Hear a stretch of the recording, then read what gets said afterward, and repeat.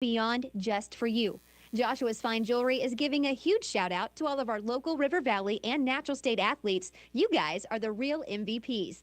Be sure to like Joshua's Fine Jewelry on Facebook today and go and give them a visit in downtown Russellville at 310 West Main Street. Hey, it's Drew and Mitchell for Bring a Steakhouse off Main Street in Russellville. Bring a Steakhouse, very proud to be sponsoring the local sports right here in the River Valley with a commitment to community and a commitment to great service and a great dining experience. Not to mention the best cuts of meat. They have prime cuts, which is even better than choice. Check out the sirloin, especially. Best sirloin, in my opinion, in the River Valley, possibly the world. Bring a Steakhouse in Russellville. Help making possible the broadcast of our local athletics in the River Valley. How many times have you had to go without your heating or your air unit when you needed it most? Your family's freezing or sweating, and they look to you for relief. You call someone, and they say it's going to cost an arm and a leg to fix. Do you really feel like you have a choice? Well, now you do. Call Tony at Arkansas River Valley Heating and Air at 479-964-4004 for a free second opinion from a guy you can trust to take care of you and your family and get that unit running without all the extra charges. Arkansas River Valley Heating and Air. KCJC Darknell, Russellville. You guys play the best country of all. River Country.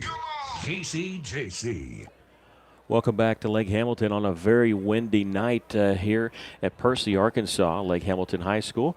And the wind is actually blowing across into our face as we are in a booth that we're usually not in. We're usually downstairs. We're upstairs. They've got us, and we're a little bit in the elements. And so I say that because if you're going to watch us on YouTube, you'll see the camera shake a little bit. It's because we have the wind in our faces. We are inside, but the window has popped out, which will lead to a better picture, but also lead a little bit of wind in our face. So nobody's really going to have the wind at their back. It's going to be blowing across the field into the face of the home stands. And they're doing the coin tosses right now. The Cyclones in all white uniforms and black helmets. Lake Hamilton in all dark red, maroon uniforms with gold numbers that look like the Washington Redskins is the best way to explain that with that color pants and tops. And I didn't see the coin toss. I think Lake Hamilton is kicking, though. Yes, Russellville won a coin toss. They elected to receive.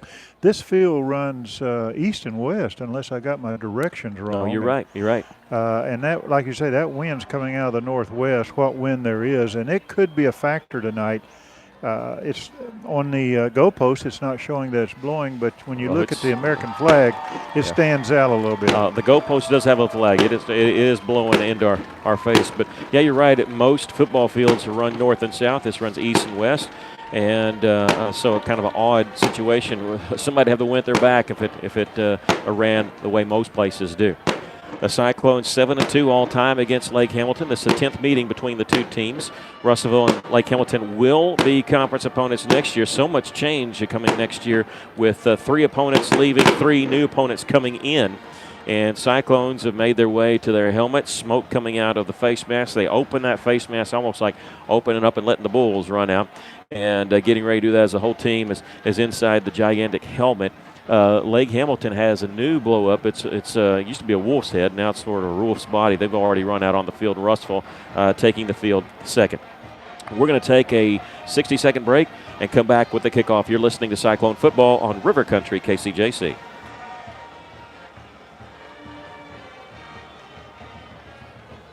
Your favorite meals from your favorite local restaurants have never been easier to eat, you guys, thanks to My Order Out. MyOrderOut.com is a food delivery service owned by Tyler Schumacher, and it is so easy. All you have to do is go online to MyOrderOut.com. Select Get Started Here, select a restaurant, and create your very own order. Then you can proceed to checkout and enjoy hot and delicious food delivered right to your door. Go to MyOrderOut.com to learn more.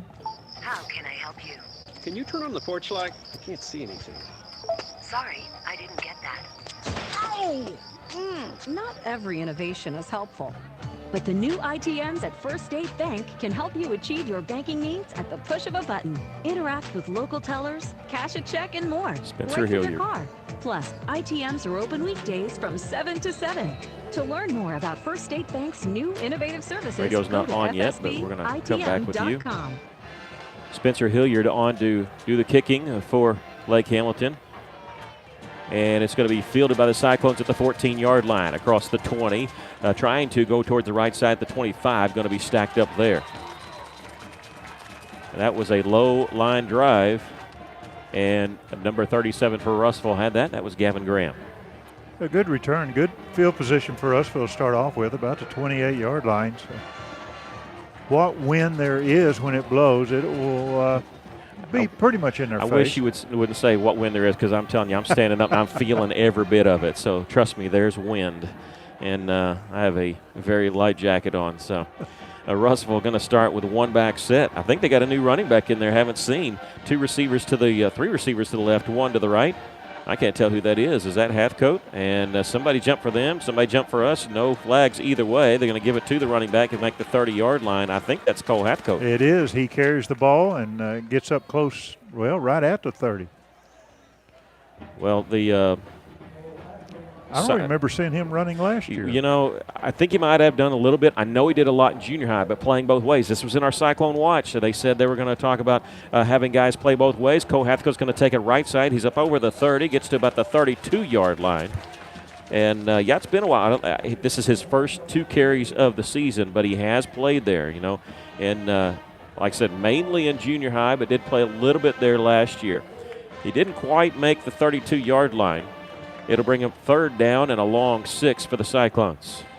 And now they switch running backs. In the backfield is Colby Robinson, and he's going to move to the right of Whitford. 3 receivers to Whitford's left, 1 to the right. Short side of the field is the right. Play action pass. Whitford pumps, nothing there. He's in trouble. Spins away from it. He's going to be hit hard. Balls on the turf. And let's see. Lake Hamilton looked like they covered it. It squirted out, but I think they ended up getting it, and they did. Number 66, Dawson Poindexter, gets the football, and Lake Hamilton with the first break of the game. Yeah, that's deep in Russellville territory. Not a good way to start off. And I think he got bumped not only by a defensive man, but he ran into his blocker, and it just knocked the ball loose. He was looking downfield off to his left, but no one was open for him to throw the ball. And so that's where Lake Hamilton will start. They're going to turn, hand the ball off. They get up over the 20 and still fighting for yards. Won't quite make the 21-yard line. That's Owen Miller. He has the most carries, but only by 1 carry. It's usually Owen Miller and Tevin Woodley. Not much fake on that. That's just a straight handoff and ran to the left side of that offensive line between a guard and a tackle. They give him the 22-yard line. Like I said, Owen Miller, number 4, Tevin Woodley, 25.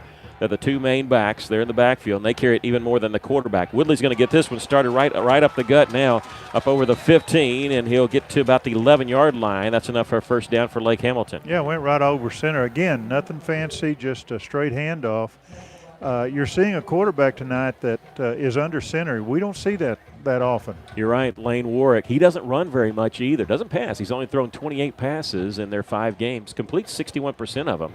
3 touchdowns and 1 interception. They like to run the football, and you'll see this double tight end set with an S back. He's going to turn and give it to Woodley once again. He runs into a pile, and he'll be stacked up right around the 10. They may give him just inside the 10 there. But this is their game. They only pass it when they absolutely have to. I think the first one that made contact with him on defense was number 71, Traylor. Good stop by that defense. It'll be 2nd down and 8. Russellville fumbled on 3rd down deep in their own end. Lake Hamilton trying to cash that into points. The defense been called upon. They're going to turn and give it to Miller. He's running left side, hit at the 10, gets to the 9, but then driven backwards. So a gain of 1, but he paid for that one. Hathcote in there to clean it up, but he was hit by 2 other Cyclones first. Yeah, one of them was number 5, Curtis. Stood him up, and then Hathcote came in and just drilled him to the ground. This will be 3rd down and 7. They don't roll the pocket very much. They might do it here, but they don't have any field goals attempted on the year. So they may be thinking, hey, this is 4-down territory anyway. The 3rd and 7 at the Cyclone 9 for Lake Hamilton. Bring him in motion. That's just window dressing. Quarterback turns. He's going to keep it himself. He's inside the 5, dives forward, very close to a first down.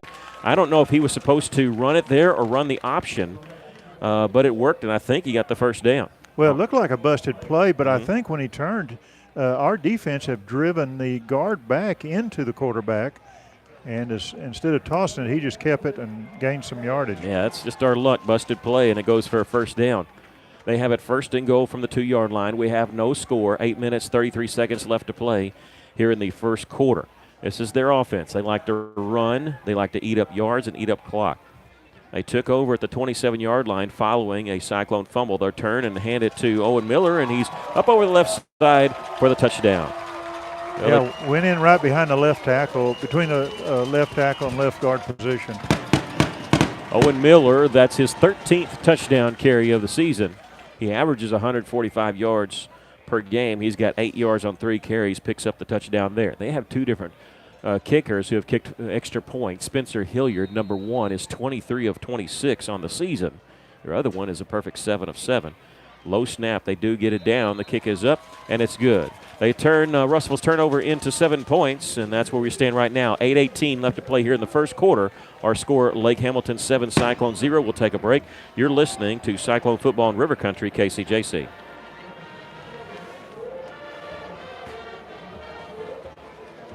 Maybe you're moving some dirt around the house. Got jobs to do, things you need to get finished, and equipment to move. Well, maybe you don't have what you need. River Valley Tractor has it, and they have great prices and great people. Family owned and operated, they treat people like you would expect to treat family.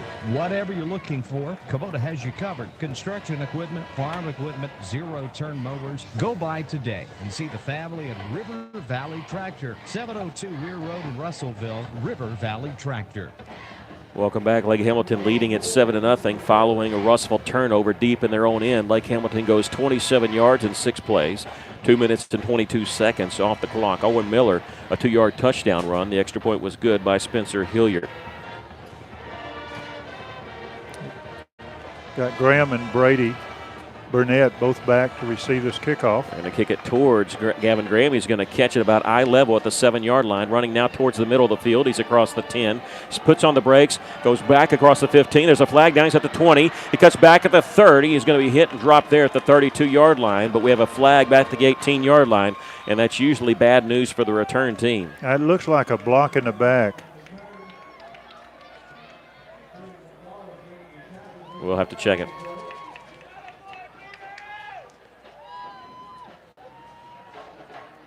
And now they're huddling. So usually just block in the back. No, they're asking for the football. That's what it is. They're going to say it happened about the 21-yard line. Did he call that a face mask? I didn't see that. I think he did. It wasn't a block in the back. I thought that the way he was coming across, I thought we probably picked up a block like that. But it looked like he gave the face mask. Well, it couldn't have because it ends up being a 10-yard penalty, but I don't know what it winds up being. Well, Cyclones will have it at their own 11-yard line, 1st and 10, whatever the call was. 8:05 left, spinning away from trouble is Whitford throwing across the middle. It's complete. Burnett takes a lick, and they fling him to the ground. They got to blow that dead. I mean, they drilled backwards, and his forward progress was stopped. He gave himself up, and they slung him to the ground, but not before he picks up a first down. That first down brought to you by Beeson Roofing Solutions. Yeah, Brady coming across the middle from the left to the right, and he was wide open. And you're right, they drove him back 5 yards and then threw him down.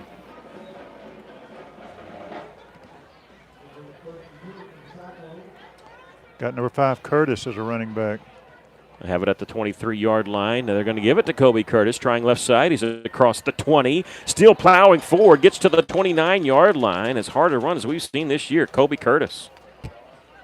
Well, one thing Russellville's been needing in the past games is a running attack. And so far, it's been successful. Well, what we mentioned in our Cyclone Watch, that Coach Weaver said in Cyclones Live Tuesday night that we might see some players playing both ways. And Curtis there with a 6-yard gain, 2nd down and 4, and they just got Lake Hamilton to jump. This is the 3rd time they jumped in the neutral zone, we thought, but it's the first time that they actually got them flagged for it. It'll give Russellville first down. That's brought to you by Beeson Roofing Solutions here on River Country KCJC. I think the Lake Hamilton player called it. He put both hands up to his helmet. Yeah. He knew he'd made a mistake. We saw that actually on the first play of the game. I guess they got back, but their jump caused our guy to jump, and usually they throw it, but they let both of them go a little bit. Kobe Curtis still the running back in the backfield. He's to the left to Whitford. That's the short side of the field. 2 wide receivers to each side on 1st and 10.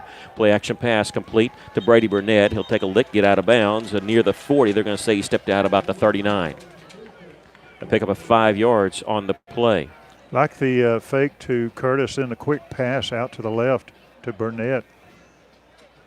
That was a good call play. Cyclones trailing 7-0, just under 7 minutes to play first quarter. Their first possession ended in a fumble on the 3rd play of the game. Lake Hamilton turned that into points. Here's the forward pitch to Brady, trying to put the brakes on because he thought he saw an opening. It closed quickly. He ends up losing a yard on the play. That's counted as a forward pass as it's a forward pitch. Russellville loses a yard. It'll bring up 3rd down and 6.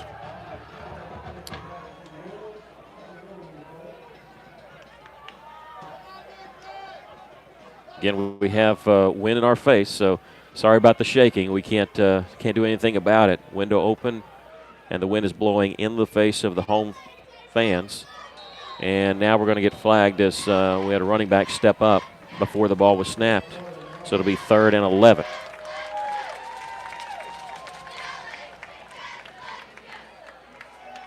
Cyclones trailing 7-0, digging a hole for themselves a little bit.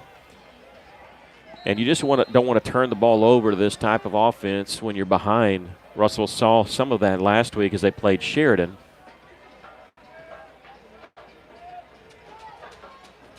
Third down and long. Whitford back to pass. Here comes delayed blitz. Throwing towards the sideline. Complete. Enough for the first down. Reed Wolf steps out of bounds at the 48-yard line.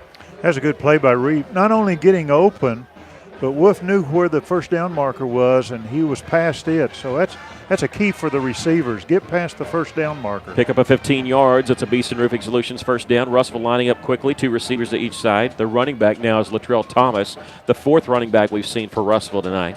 Short side of the field to the left side. Whitford's going to play action pass, throwing to Burnett out in the flat. He'll be drilled out of bounds, but not after he picks up a couple yards, gets to midfield. Pickup of 2 on the play now. Braden Whitford, 5 of 5, perfect for 33 yards. That's the 4th catch for Brady Burnett. He has 18 of those 33 yards.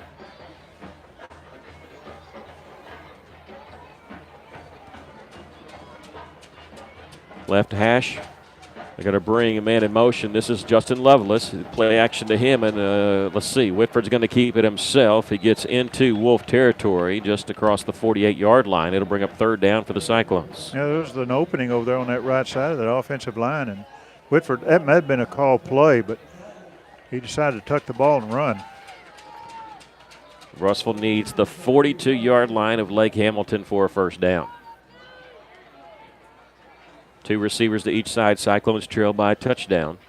Running back is to Whitford's right. Ball near the middle of the field. Claps his hands, drop back to pass. Comfortable pocket. He's going to throw and incomplete. Had an opening as he was going to Burnett. Just threw it a little too tall for him. That's the first incompletion tonight.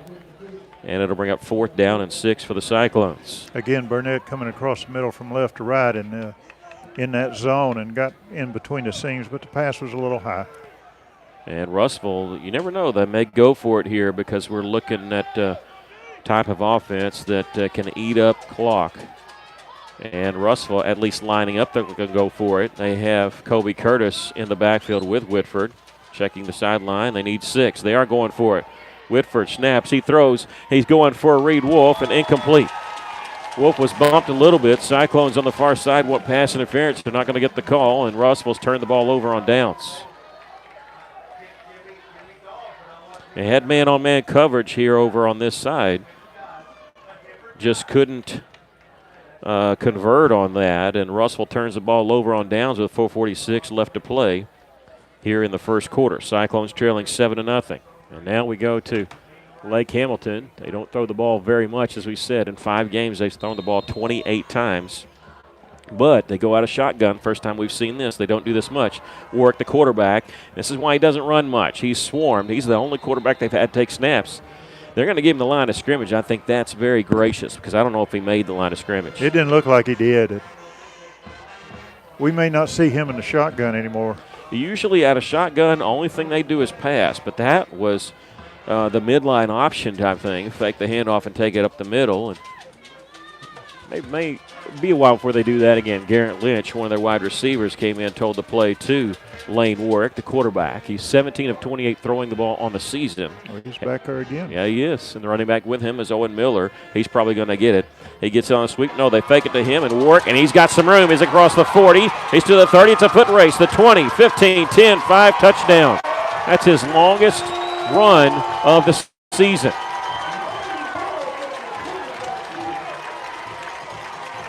He averages just 38 yards rushing per game. He got 52 on that play. Well, I talked about in pregame the fake handoffs and trying to hide the ball. There's nothing hid about this. That was just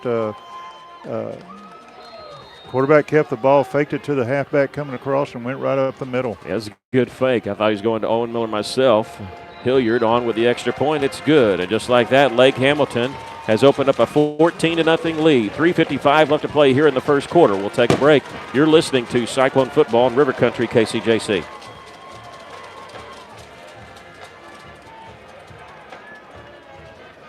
For over 70 years, Old South Restaurant at 1330 East Main Street in Russellville has been faithfully serving the River Valley. Whether it's starting your day with a good old-fashioned breakfast or helping you make it through the workday with a hearty home-styled lunch, and of course serving your family with a dinner that would even make your mama proud. Old South Restaurant on Main Street in Russellville. We're here for you. We're here for you, so come on by Old South. Cyclones already in the hole, down 14-0. Lake Hamilton with a Cyclone turnover, they turned in 2 points, and that one a long run of 52 yards by the quarterback, Lane Warwick, his longest run of the season. That drive just 2 plays, 51 seconds. The extra point was good. They lead at 14-0. We got Caleb Gray, number 27, back there with Brady Burnett. They're going to kick it towards Caleb. He takes it at the 7-yard line, runs to the 15, cuts back the middle field across the 20, takes a hit at the 25, keeps his balance, gets to the 30, and finally down at the 32. Good run by Caleb there. I think the key was coming back to the middle. He could have went up the right side where the ball was kicked, but he brought it back. Good blocking by that special teams. Well, you always hate, you want to score on every drive. So I always cringe when people said we need to score, but Russellville does need to put some points on the board here as they trail 14-0. And now this is a formation they worked on this week. They have all the offensive linemen except for 2 around the wide receiver spot. They usually run a throwback here. They throw it to Lovelace, and this time he's going to catch it, run the screen pass. He stiff arms a man at the 35, spins away and pushed out of bounds around the 40-yard line. We'll see. Have to see where he stops out. Well, they put him out of bounds. I think that was a forward pass, so I don't think he could throw it out of there, but sometimes they like to throw it out of that formation. They're coming back with the same type of formation. They marked him out of bounds at the 37-yard line. Yeah, formation to the other side. Quarterback basically has the center and 1 offensive lineman in front of him. Whitford back to pass, and a little screen pass, complete, first down at the 45, met at midfield and pushed out of bounds on that far side. Can you tell who caught that? Yeah, number 37, I think that's Graham. Yeah, that's Gavin Graham if it's 37. Over on the far side, they get into Lake Hamilton territory. Russellville shaking things up a little bit, and they get to the 49-yard line. With that pass of 14 yards, that's enough for a first down, brought to you by Beeson Roofing Solutions here on 102.3. Same formation, why not? They've worked on this. They've also worked on it where it's a throwback. And basically, Lovelace is a receiver. He's got 4 people in front of him, 3 linemen and another wide receiver. They're going to direct snap it this time to Gavin Graham. He's going to be hit, but not after he picks up a couple yards. It'll bring up 2nd down and 8 after the run by Gavin Graham, the sophomore. Got Lake Hamilton's defense on their heels a little bit. They haven't. I don't know if they were ready for this type of formation. Again, we're at Lake Hamilton. Windy night here in Percy, Arkansas. Wind right in our faces, blowing across the field. Cyclones trailing 14-0 with 3 minutes left to play here in the first quarter. Hear a little shake in my voice. It's the wind. Whitford back in. He's going to roll to his right after taking a snap. Heaves it downfield, and it's incomplete. Over there on that far side, he had Burnett right around the sticks, but he was covered up pretty well. Incomplete, brings up 3rd down and 8. Plus, he was running to the short side of the field, and you're going to run out of room eventually. They're staying with the same formation this series. Why not? You need the 39-yard line for a 1st down here on 3rd down. Whitford gets the snap. He's going to throw it backwards to Lovelace. This is the throwback. They cross the middle. Graham's got it. It's a foot race. He's at the 20, 15, 10, 5. Touchdown, Cyclones. They threw it backwards to Justin Lovelace, who found Graham running a slant, hit him in stride for the touchdown, 47 yards. Good pass by Lovelace, as you said, hit him in stride, and then we saw the speed of Graham. And that is the 2nd touchdown pass of the season for Justin Lovelace. Russell went very unconventional on that entire drive with odd formation. And you know that I'm surprised Lake Hamilton at one point didn't call timeout to figure out how to cover that. The extra point by Connor Cooper is good, and Cyclones answer back. They trail 14-7 with 2:40 left to play first quarter. We'll take a break. You're listening to Cyclone Football in River Country, KCJC.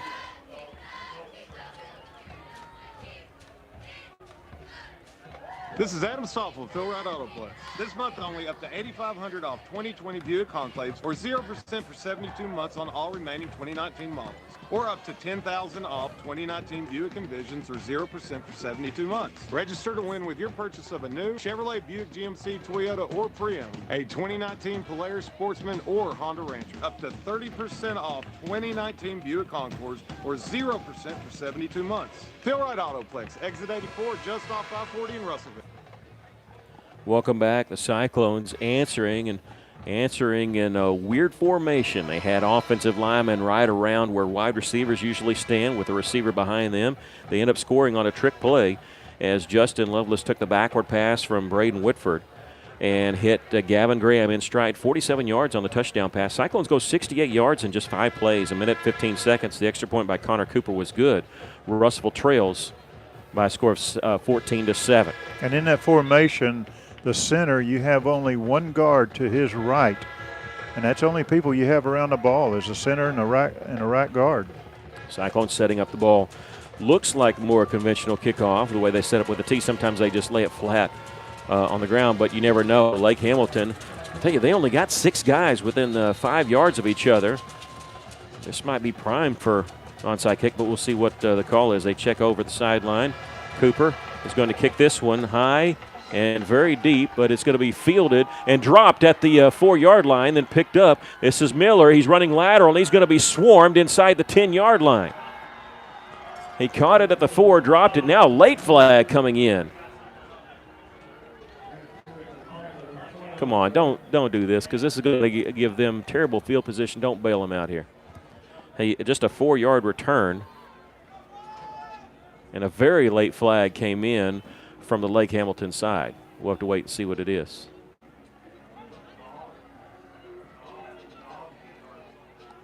Yeah, they're still talking about it.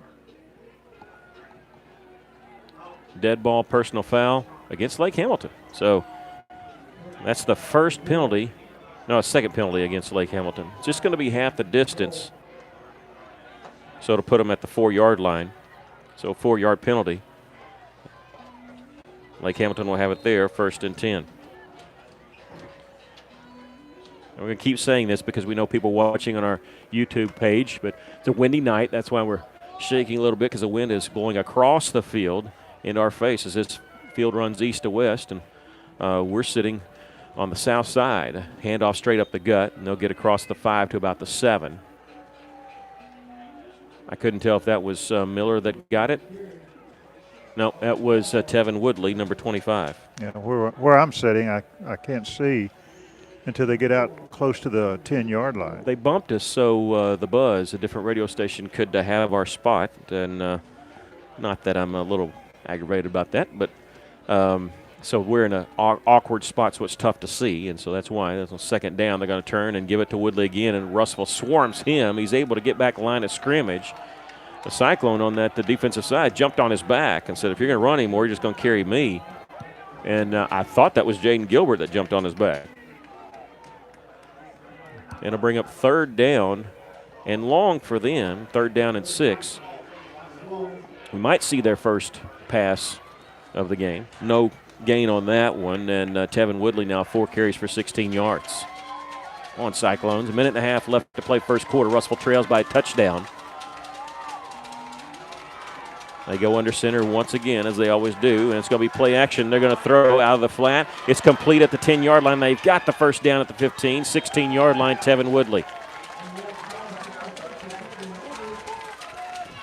The one guy that was open, they found him, and that gives them a first down. Still a long way to go, as they say he stepped out. Good grief, they gave him the 18-yard line. I didn't think there's any way he got that far. They give him 10 yards on their first completion, on their first pass. I thought he stepped out around the 14. The extra 5 yards there. Tevin Woodley, who averages 139 yards rushing per game. He's the lone back. He's got pink sleeve on his right sleeve there. They're going to do a little counter play, and Russ will sniff that one out. Miller was greeted by the right side of that defensive line. Yeah, that's a little misdirection. We talked about it. Everybody went to the right. Running back came back to the left, and he was stopped. Well, Russellville, they didn't stop that play there. They stopped that play this week in film study because they were ready for that one. In fact, he lost yardage. Yeah, he lost a yard on that play. 2nd down, 11, 43 seconds left to play first quarter. Russellville trails 14-7. They continue to run. This could be the last play to expect it. However, they do go shotgun formation. 2 receivers to the right, 1 to the left. They're going to give it to Miller. No, the quarterback's going to pull it. Warwick is across the 20, breaks a tackle at the 24, and driven backwards as they're going to give him the 26-yard line. It'll bring up 3rd down. Yeah, that stop was by number 5, Kobe Curtis. That's the same play that the quarterback broke loose and ran for the touchdown. It'll bring 3rd down and 2. However, it may be the last play because we have 8 seconds left and they're still in their huddle. We're going to go ahead and call it. We've come to the end of the first quarter with our score. Lake Hamilton 14, the Cyclones 7. We'll take a break. You're listening to Cyclone Football in River Country, KCJC.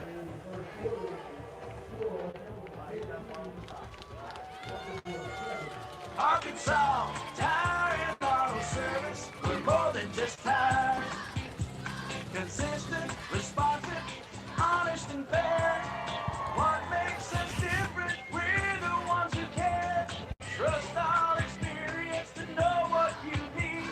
Professional and fast, see what we mean. Arkansas Tire and Auto Service. We're more than just tires. Arkansas Tire and Auto Service, 2304 East Main, Russellville. Did you know if your roof isn't maintained regularly, you could void the warranty on your existing roof? Tim Noblet with E&F Roofing has made it his mission to protect your roof or help you get the new roof that will maximize your investment and extend the life of your roof, which can save you money through prevention and maintenance. So before you have another company check your roof, call 479-272-4069 and let E&F Roofing see what they can find and how much you can save by using someone local, someone who cares, right here in the River Valley. See, Ron Rogers is saying go Cyclones on our YouTube channel. That's right. Go Cardinals, too. He's one of the few Cardinal fans, a bigger Cardinal fan than me that I know. As we start the second quarter, Russellville trailing 14-7. Big moment of the game, could be. Lake Hamilton looking at 3rd down and 2 from the 26-yard line, their own 26. Tight formation to switch ends.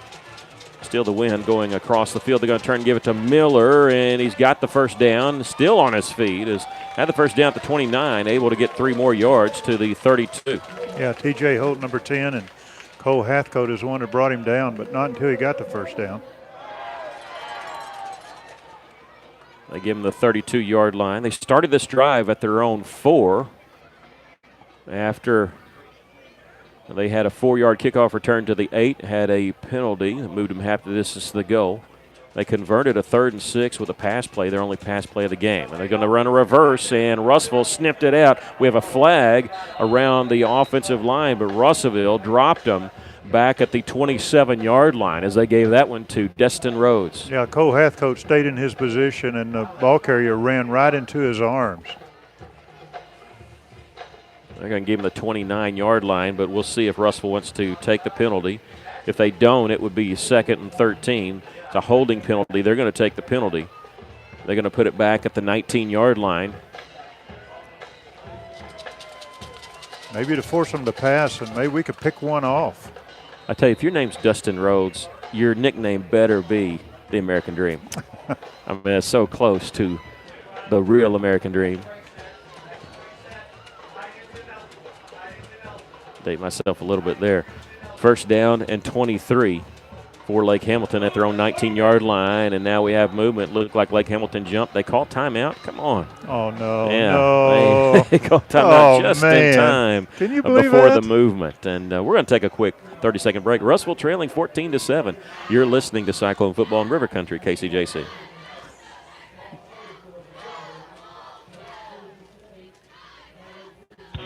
Richard Roberts at Cultural Motors.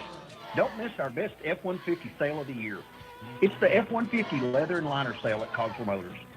These XLTs are already loaded with backup cameras, heated seats, Apple CarPlay, and more. But right now, get a free leather seat upgrade and spray and bed liner. And that's on top of $10,000 off of MSRP. Shop our deals anytime online at CosmoMotors.com or come see us at 1900 East Main in Russellville. Welcome, Coach Woods. Live to the broadcast. She's watching us online. Wonder if she's from Louisiana. She spelled go like she's a Tigers fan.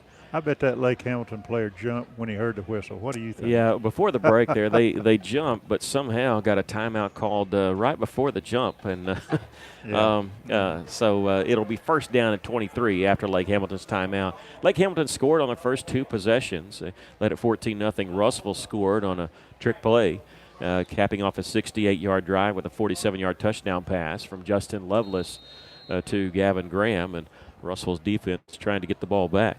They got a chance here with it being 1st down and 23. This offense of Lake Hamilton, boy, they don't mess around. They can run the football. There's a reason why they're 5-0 on the season, one of the surprise teams in the conference. Blaine Warwick out of the shotgun. The only pass he's thrown, he actually went under center.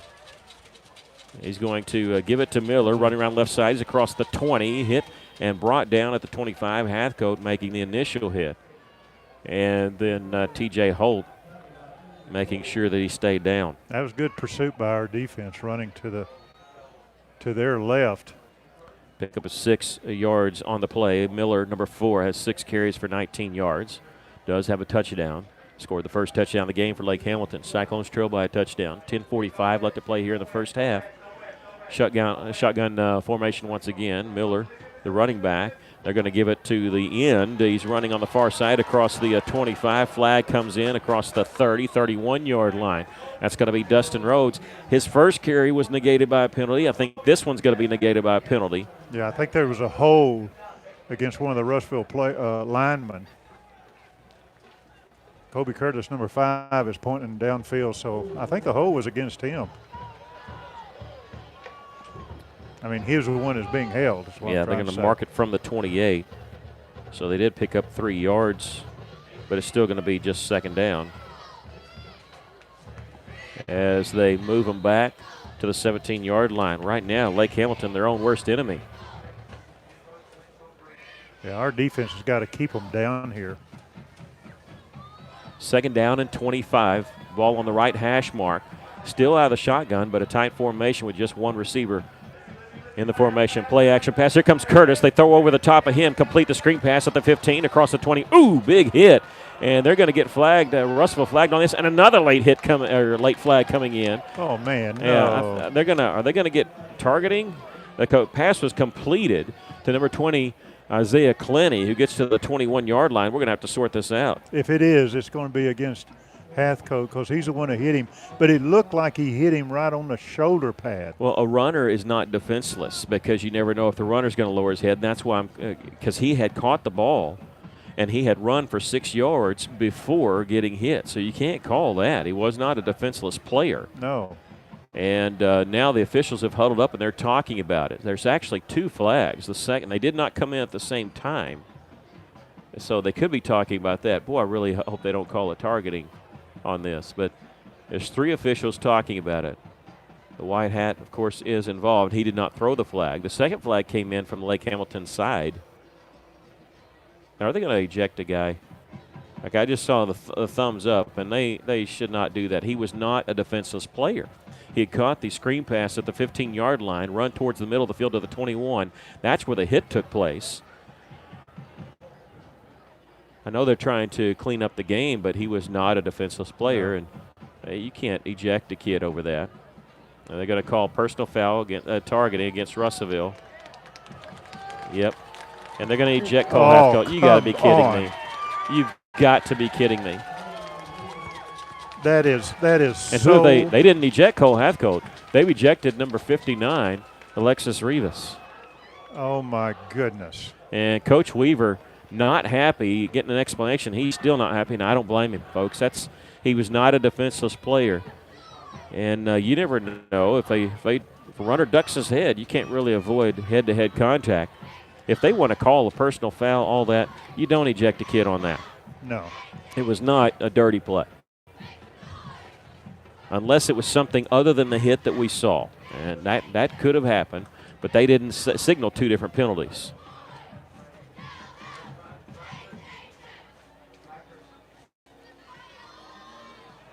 No, I couldn't accept that. I couldn't. Or we're watching to see, and Cyclone coaches on the far side aren't happy. We're near the Cyclone players, and they're marking off the wrong direction. The umpire was marking off against Lake Hamilton, and now he's going the correct direction. And they're going to put it down at the 36-yard line.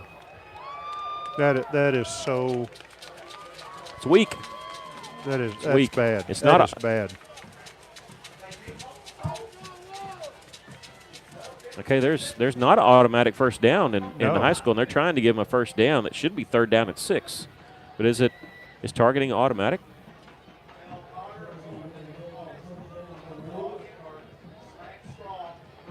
All right. It's an automatic first down. That hurts. It was second down and 25. Would have been third down at 21. They're going to hand off to Millers. We're back to action running left side. He's got a block in front of him. He's across midfield. He's at the 40 and going to be finally pushed out of bounds, and another late flag. And Russell's trying to get him out of bounds. He was dragging a tackler. And so, but Russell's going to get flagged here again. And I'm telling you, when it rains, it pours.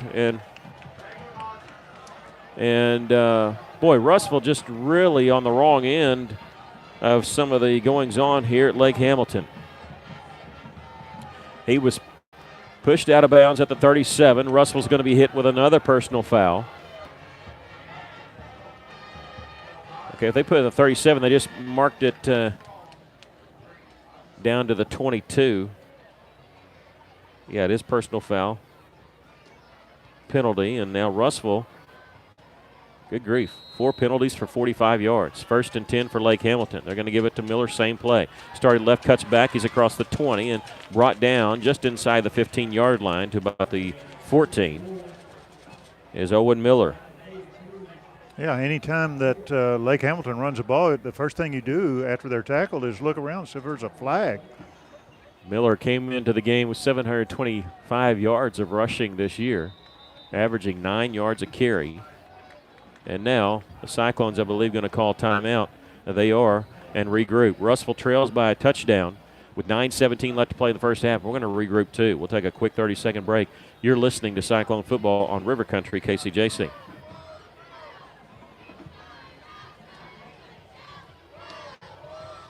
Taking care of families. That's what the folks at C&D Drugstore have been doing in historic downtown Russellville for more than 6 decades when it comes to all your pharmaceutical needs. When it comes to compounding special medicines, R.D. Walker and his staff are there to serve you. And most importantly, if you need delivery, if you need curbside pickup, you need C&D Drugstore on the corner of B and Commerce in downtown Russellville, a 60-year tradition. I think if this was basketball, Coach Pennington would have been hit with a technical. If this was baseball, Coach McCarty would have been ejected already. Russellville on the wrong end of some weird calls. I don't know about Coach McCarty. He is so mild-mannered. I'd like to see him get a little fired up. Russellville had a player kicked out on a targeting penalty. They had another personal foul. This drive for Lake Hamilton started at their own 4-yard line. They have second down and 1 at the Cyclone 14. We'll recap that here in just a minute, but let's look at the play. They're going to go straight up the gut. This is Tevin Woodley. He's into the end zone for the touchdown. Well, I guess a fitting end for them to that drive. They took over at their own 4-yard line. They had second down and 25. They completed a 4-yard screen pass to make it 3rd and 21, but Russell was hit with a targeting penalty and had a player ejected from the game. After that, Russell on the very next play got another personal foul penalty. A couple plays later, Lake Hamilton just scored. Tevin Woodley, his first touchdown of the night, making it 20-7. The extra point by Hilliard is long enough, and it's good. 21-7 our score. Lake Hamilton leading with 9:12 left to play here in the first half. We'll take a break, try to regroup a little bit. Russell's going to get the ball next. You're listening to Cyclone Football in River Country, KCJC.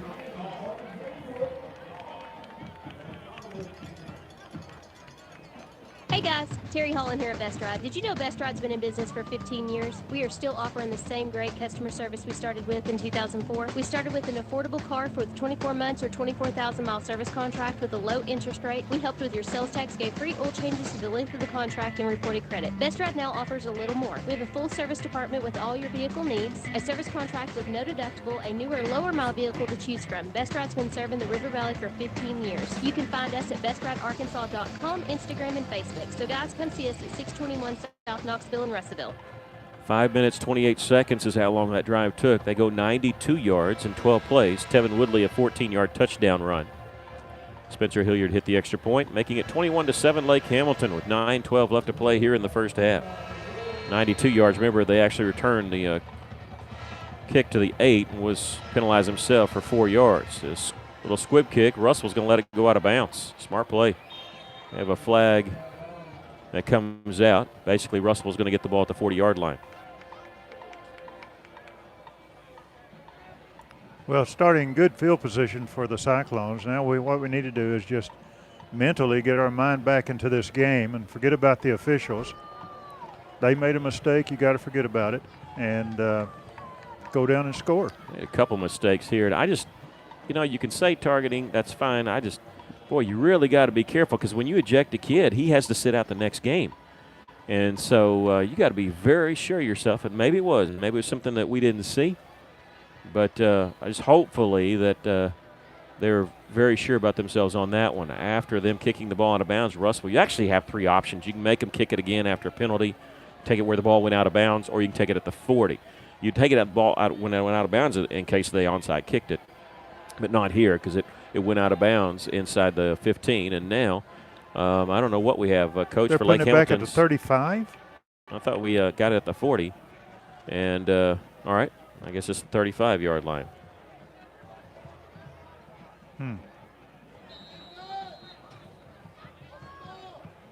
All right, so Russell will have the ball at their own 35-yard line. Snap goes over the head. Now we have a stoppage of play.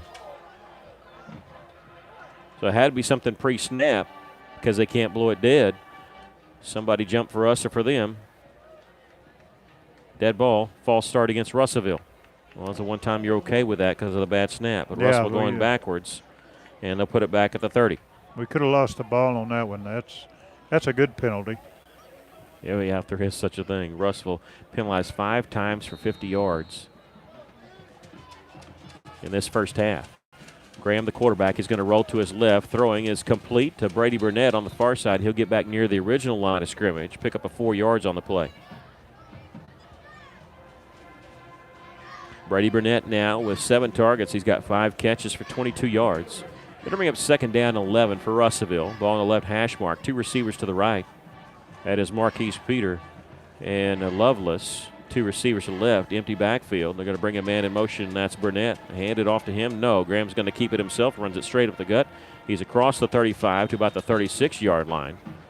And it'll bring up 3rd down and long for the Cyclones.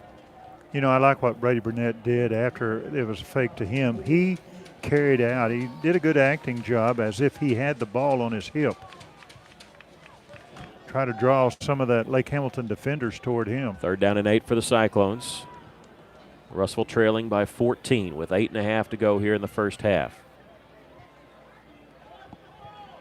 Braden Whitford in at quarterback for the first time in this drive. 2 receivers each side, running back to his right. So Trell Thomas. He has a spin away and roll to his right, throwing. It is incomplete. Lovelace put his hand up, try to tip the ball, and he's wanting a flag saying, hey, they hit a defenseless receiver, and I don't blame him after what they called against Russell on the last drive. Lovelace is doing that because of what they called against the Cyclones, kicking out a player.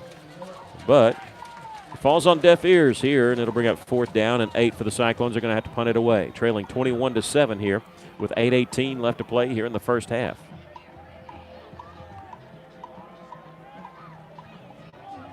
Kristen Wheelis makes his first appearance as a punter. He's standing at his own 24-yard line. Let's get a turnover right here. You don't see this too often, but the quarterback is actually the one fielding the punts. He calls for a fair catch at the 32-yard line. So a 31-yard punt with no return. Yeah, we need a turnover during this series. We did a good job at the start of that last series until the penalties got to us. Yeah, that was just sort of a nightmare of a series. It looked good, too. Russellville had them deep in their own end, 3rd and very long. And got some confusion in that offensive. Yeah, breaking the huddle, not knowing exactly where to go. Lane Warwick out of the shotgun. Miller, the running back, and a flag flies. Did they have 12 men? Or do they have delay a game? Because the back judge is the one that threw the flag back near midfield. It is. They had 12 men against us? No, I can't be. Okay, 12 men against the Cyclones. I think we do. I think we do have 12. We still have 12 men on the field, I believe. Yeah, we do. I realize that some of the reason that happened is Russell's had a player ejected on the last drive. So we don't know who the person's on there that shouldn't. Just because somebody runs off, that doesn't mean they're the one. We just pulled somebody off. It's 1st down and 5. Russell had cut the lead to 7, and it seemed to unravel with that penalty and the ejection against the Cyclones. 21-7 right now. And Warwick's going to fake the handoff. He's going to wish he would have handed off as he's drugged backwards. And a drop by number 61, Markel Franklin. That was a good play by that defense, stopping that. He was wanting to go right up the middle again. Now, twice he's done that before and got good yardage. This time, we read it.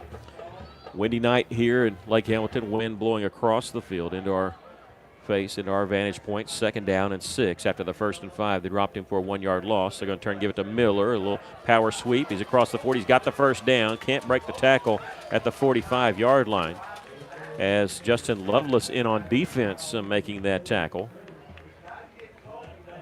Yeah, Kobe Curtis was down at the bottom of that pile, but you're right. Lovelace is the one who made the initial stop. That might be his first tackle of the season. Again, Coach Weaver saying we're going to have some players play both ways.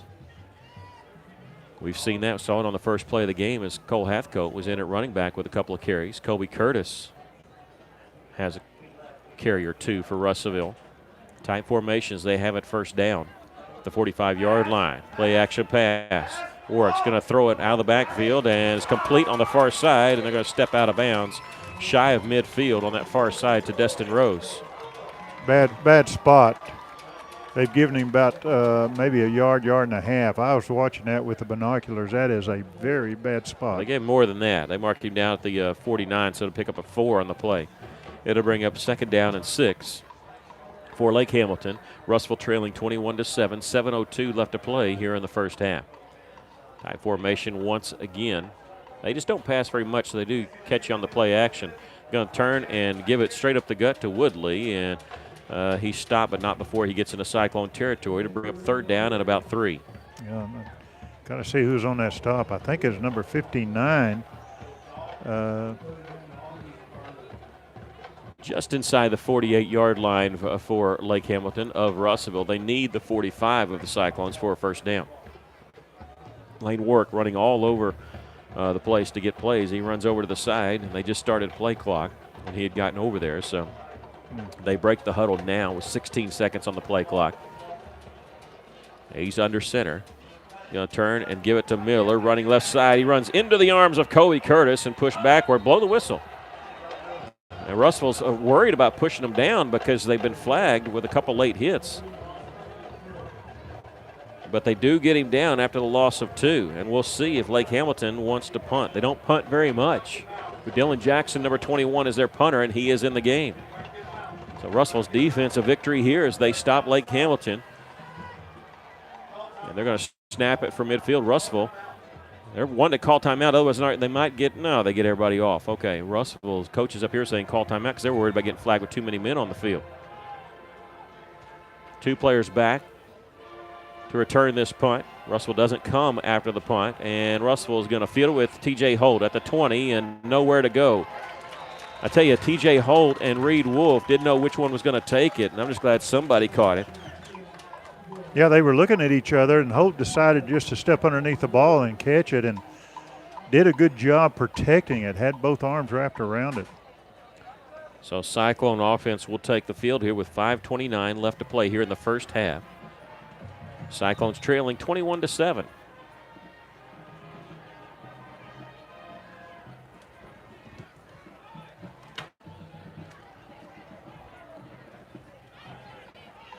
Russellville's one possession that they scored, they went 68 yards and they ran an odd formation the entire time with offensive linemen around where wide receivers are and just 2 men on the ball.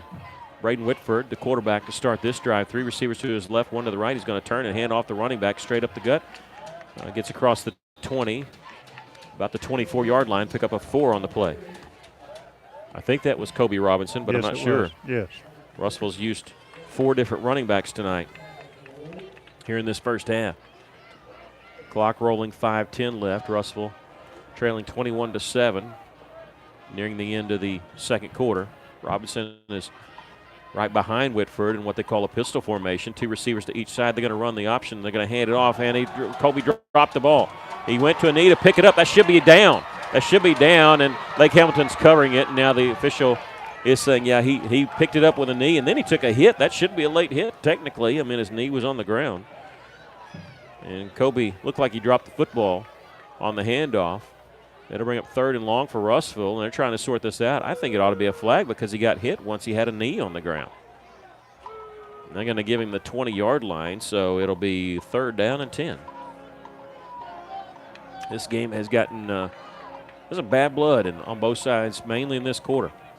Empty backfield, 4 receivers to the right, 1 to the left. Whitford, the quarterback, back to pass. He's going to heave it downfield and over the head of everybody. Out there was Reed Wolf. But they had 3 defenders around Wolf. He was covered.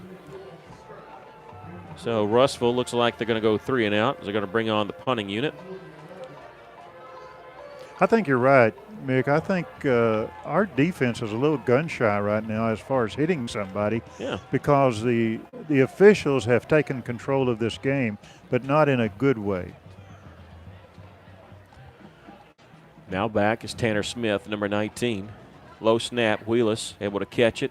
Kicks a low wobbly kick, and Smith going to let it go. That was a bad mistake for him because this is going to take a Russellville bounce. It hit at the 45, and it's still rolling inside the 30, inside the 25, and going to roll dead at the 20-yard line. And I think Caleb Gray or somebody over there kicked it just trying to fool the official.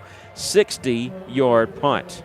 Well, you talk about flipping the field, and that's what Tristan Wheelis just did with that 60-yard punt. Exactly. Go ahead.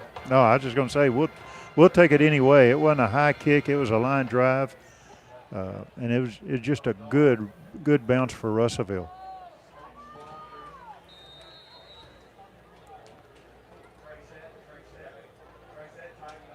All right.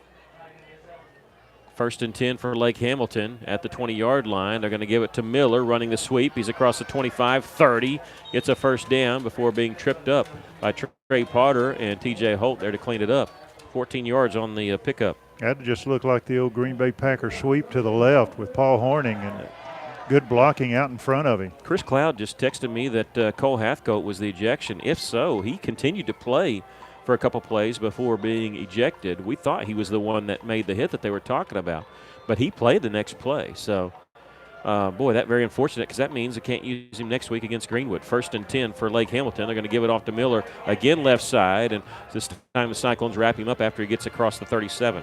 Well, there was no question that Cole hit him with his shoulder pad but it looked like it was on the shoulder pad of the ball carrier. That's what I couldn't understand. Well, it didn't seem like a dirty play to eject a kid. Again, if you want to call a late hit, personal foul, we can argue that, but you're really determining something when you do that. And second down and long. We'll talk more about that at halftime. Russell just jumped.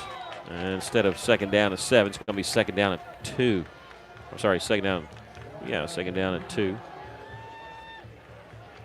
I hate to say this, but I think the officials have gotten into the head of the defense of Russellville, and that's not the way it should be. 7 penalties for 60 yards and 1 player ejection. Lake Hamilton looking at 2nd and 2 from their own 42-yard line, leading by 14 with 2:43 left to go in the first half. Here's a toss sweep, and that's to Woodley, and Russellville strung that out nicely. Making the stop was Potter, also number 43, Ty Hips there. And it'll bring up third down. They give him just shy of the 42, so no gain. Woodley now 7 carries, 33 yards. Russellville trying to defend here on this third down. Lake Hamilton needs their own 44 for a first down. Clock is rolling, 2:13 left. They're thinking if we don't pick up this first down, they don't want to give Russellville much time. Russellville can score quickly. We're going to hear Coach Wood next door to us saying no edge, and he's not wanting them to get outside. They're going to turn and give it to Woodley. He's got the first down and more. He's cut down in Russellville territory. Woodley gets the first down to the Cyclone 47.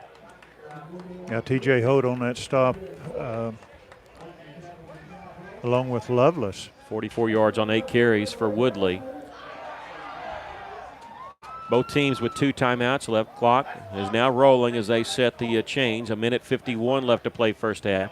Cyclones trailing 21-7. Again, sorry about the camera shaking. The wind is right in our face. They're going to turn and play action pass. Warwick back to pass. He's throwing deep, and it's a jump ball, and it's going to be tipped. And did Russell come up with it? No signal. Incomplete. The official had to think about it. Caleb Gray tipped it to himself, fell down as he's catching the football, and Coach Weaver's out on the field. He wants to know, hey, that was an interception. And the official back there took forever, and we heard actually a coach next door saying, call it. And I agree, just call something. They didn't. They eventually called an incomplete pass. And they were trying to go to Destin Rose, and it was Caleb Gray with a great defensive play on that. Turn, hand it to Miller, running left side, and he gets near the 40 before being tackled by Lovelace. And he's brought down there. Hey, another player playing both ways tonight, as I just saw Gentry J-Row. Yeah.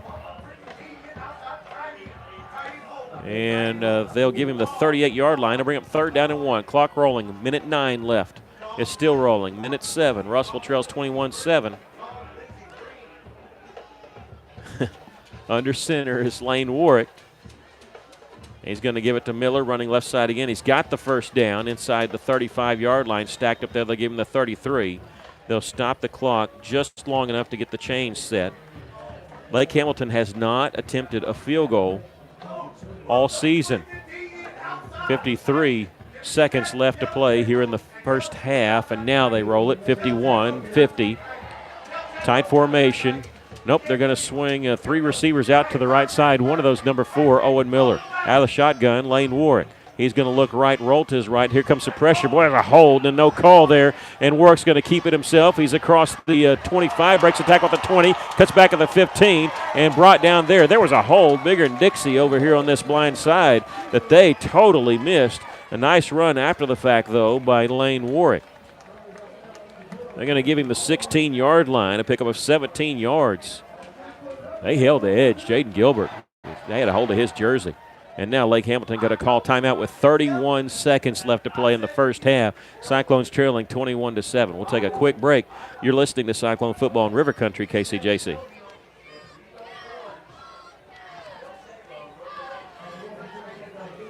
James Dunham is experienced, an attorney for 30 years whose practice covers all areas of the law.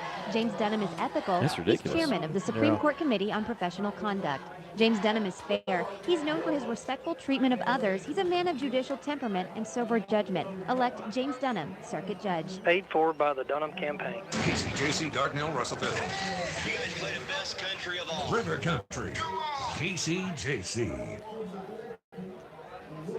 A big pickup for the Lake Hamilton quarterback of 17 yards, and those watching on YouTube could see the hold on the backside, and that's what we were upset about. Been a rough first half for the Cyclones officiating-wise. They've been flagged 7 times for 60 yards. They've had Cole Hathcote ejected, which means he can't play next week for a questionable targeting. They could have called late hit. I don't know about calling targeting. And right now, Lake Hamilton just using their second timeout with 31 seconds left to play in the first half, leading the Cyclones 21-7. Use their second timeout. They're looking at 1st and 10 from the Cyclones' 16-yard line. Warwick out of the shotgun, and now we have timeout called by Russellville. Russellville uses their second timeout as Coach Weaver had run down to the official that was marking the ball on the far side to use their second timeout.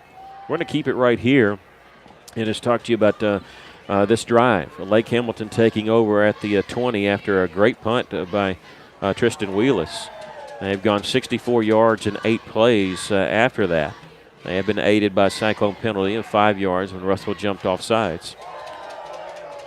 This would be a good time for a stop, maybe a turnover. We said Lake Hamilton has not attempted a field goal all season. The only thing they've kicked is extra points. In total, they're 30 of 33. I say that because if they get down close enough, they may try it if they think it's an extra point. And I don't understand it. Spencer Hilliard, it looks like he's got a strong enough leg. Maybe they've just not been in that position to attempt a field goal. But with 31 seconds left to play in the first half, Lake Hamilton just with 1 timeout and the ball on the Cyclone's 16-yard line.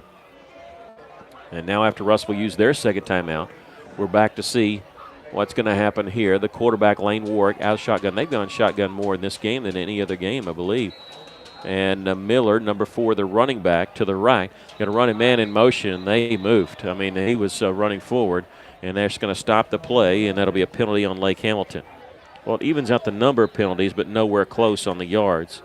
They've been penalized 5 times just for 37 yards. They did run a second off the clock. And I think that's what their coach, Coach Gilleran's wanting. He's wanting 1 second put back on the clock. He's signaling over here, but it's got to come from the official. You see him. So the coaches get to add a. Well, they may know the guy, yeah, but they're going to put it back at the 21. Yeah. They still haven't put it on there yet. There, now they did. 31 seconds. We might ought to try that. Look, it's the right call, but it's still just a second. First down and 15 for Lake Hamilton. Now they're at the Cyclone 21. After they jump, play clock down to 19. They're breaking the huddle now. They go different formation this time. They'll go under center with Lane Warwick, and Woodley and Miller, the 2 running backs in the backfield. They're going to play action pass. Warwick back to pass. He's throwing. Got a man wide open. He overshot him. He overshot Gavin Robbins, who was wide open. And it's tough to guard those guys because you don't know who's eligible when they run that tight formation always. But that'll stop the clock with 26 seconds left. We may see that play again because you're right. There was nobody within 10 yards of him. It'll bring up second down to 15, but really the clock's what you got to watch. 26 seconds left. They have 1 timeout. They're going to bring Robbins back in with Lane Warwick. Play clock's down to 12 as the quarterback just now getting into the huddle. They break the huddle with 8 seconds. They may have to use their last timeout right here. 5 seconds, and they're going to have to. Boy, this is for Lake Hamilton. This is a little mess up here. You don't want to have to use your last timeout just because you couldn't get the play in on time, but they're going to have to. He pointed to Russellville as calling timeout. Oh, they did? Yeah. Did we call? I guess so. They just took it off Russellville's side. I'm surprised at that because they were down to 4 seconds and still getting set. And they did take it off Russellville's side. So I just assumed it was going to be Lake Hamilton.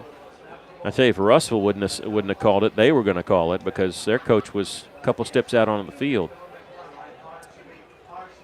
Again, we're going to keep it here. We don't want to miss any action. 26 seconds left to play here in the first half. Russellville trailing 21-7. Why do I feel like I'm in an earthquake in this booth? Yeah. That wind is blowing up here. It's blowing straight into our vantage point. And all all the flags stretched out towards us. As we said in the pregame, this field runs east to west. Most of them you see run north-south. Have an east side stands, west side stands. This is north and south. Second down at 15, and now we're back to action. Russellville out of timeouts as they go under center. They're bringing man in motion. That's Rose. They're going to fake the handoff, and the quarterback Work's going to keep it. He's across the 20. He'll get about the 16-yard line. And Lake Hamilton just going to use their last timeout with 18 seconds left. Well, they are. And so now everybody's out of timeouts. We're going to take a quick break. 18 seconds left. Russellville trailing 21-7. You're listening to Cyclone Football in River Country, KCJC.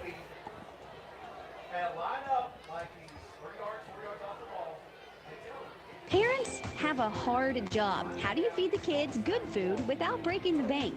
When you dine in at Steak and Shake on Saturday and Sunday, kids eat free with every $9 spent, and your food is always made to order. Steak and Shake on Parkway Drive. Steak and Shake's reward app makes saving super easy.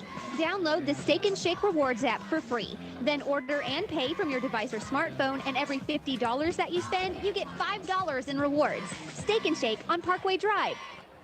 Welcome back. 18 seconds left to play here in the first half. Cyclones trailing 21-7. Both teams out of timeouts now. Lake Hamilton looking at third down and 10 from the 15-yard line. Russell's had one player ejected for targeting call that was pretty questionable. I'll be honest with you, they could have called late hit. I just don't think it was targeting because it wasn't a defensive player. You know, you don't ever want to really play Greenwood, but you also don't want to go play Greenwood without your leading tackler. And Russell's going to have to do that next week without Cole Hathco. As of right now, Russell's got to finish this 18 seconds first. That's first things first. Third down and 10 at the 15-yard line. They're going to go shotgun and a running back on both sides of the quarterback. First time we've seen this formation. Warwick, they're going to drop back to pass, and he stumbles and falls. He fell in the backfield. The clock is rolling. 13 seconds, 12 seconds. They're going to try and get the field goal unit on the field. This will be the first time they've ever tried a field goal. They're going to and they can't spike it because it's fourth down. Shane Hilliard trying to. They're not even going to get it off. They get the snap off, and the kick is long enough, and they missed it badly. I don't think they got it off anyway, but he missed that one bad. They called it no good anyway, and the quarterback sack, the one thing that you couldn't have happen, and now after the play we have a couple flags coming in, and we'll have to wait and see, and I don't know what's going on. And a player, number 45, Spencer Gracie, who's down on the turf, a flag coming in, and the officials have huddled up to see what's going on. We'll have to see if it's a penalty against who. It's obviously a penalty against somebody. Lake Hamilton has sent their players to the sideline, but not the dressing room. Now, this is why it's key. I don't think they got the snap off in time and missed the field goal, but it didn't matter. If they did get the snap off, the play can't end on a defensive penalty, or the half can't end on a defensive penalty, which means we'll have one on time down. A personal foul is going to be called against Lake Hamilton. Okay, that will be assessed on the kickoff as we start the second half. So the missed field goal, they did call it a field goal, missed field goal by Spencer Hilliard, and that's how we close the first half. With our score, Lake Hamilton 21 and the Cyclones 7. We'll take a break. You're listening to Cyclone Football in River Country, KCJC.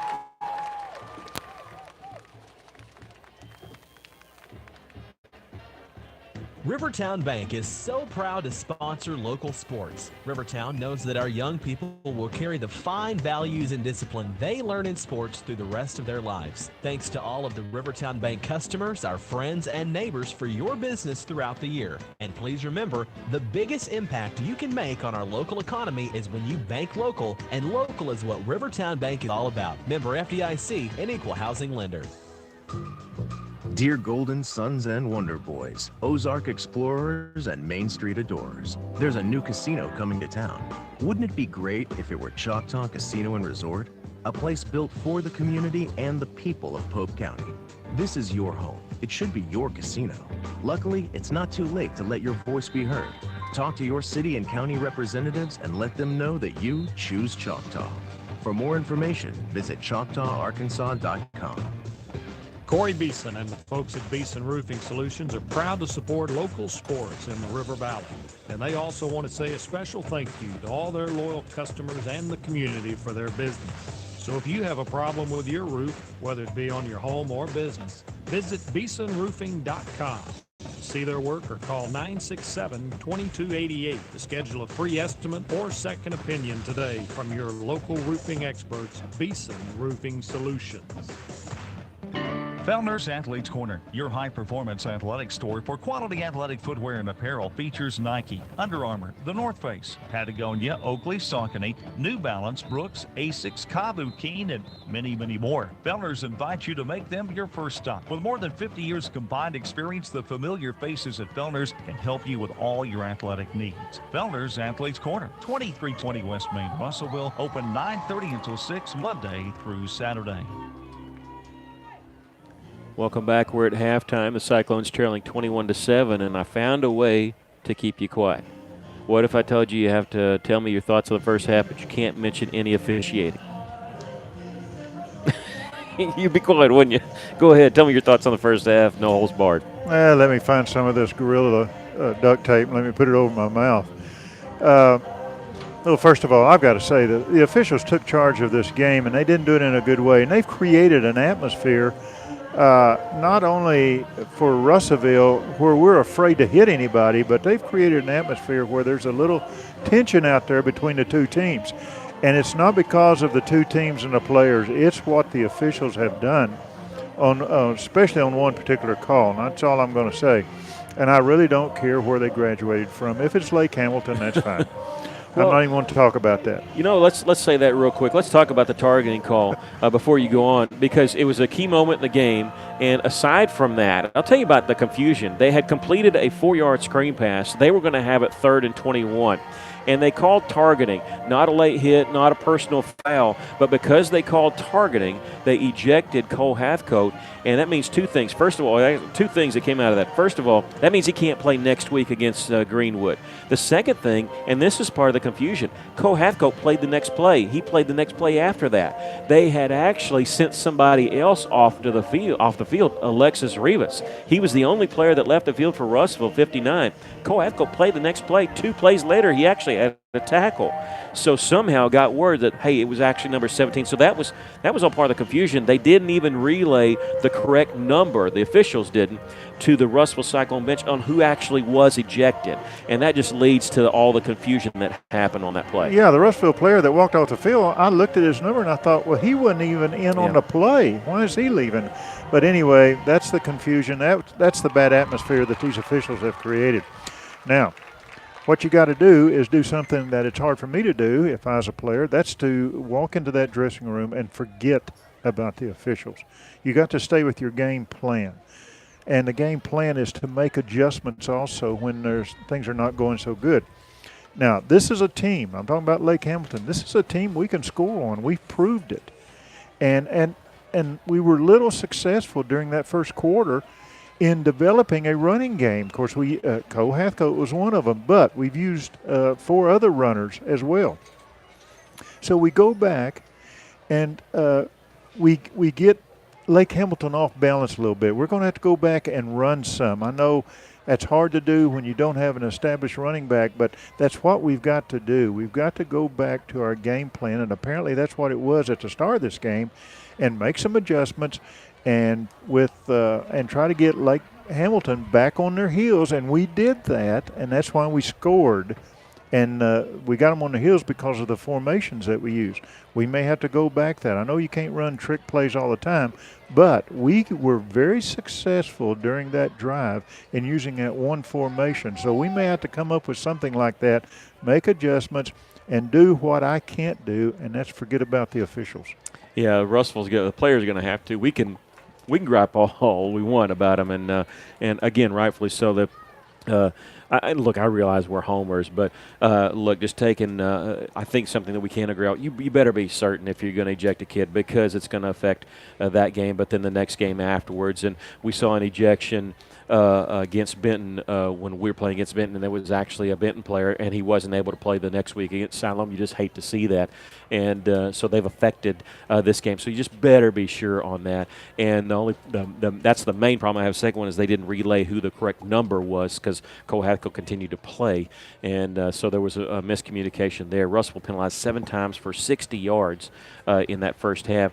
Lake Hamilton penalized, actually got their penalty of the 15 yards. yard. So if you count the penalty at the very end, which is going to be assessed on the kickoff 6 times for 52 yards, give you some other scores. Here's a surprising score here. Second quarter, Greenwood barely leading Siloam Springs by a score of 15-13. That's the only other score that we have in our conference.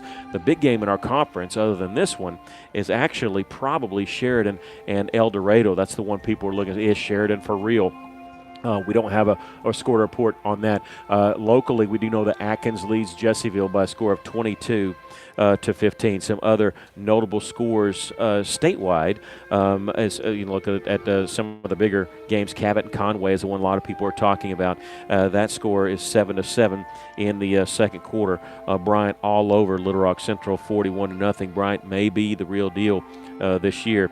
And as we said, now that Greenwood game has moved into halftime. Greenwood leading Siloam Springs 15-13. Here we're at halftime. The Cyclones trail 21-7 against Lake Hamilton. We're going to take a break, come back, and give you the stats of the first half. When we come back, you're listening to Cyclone Football in River Country, KCJC.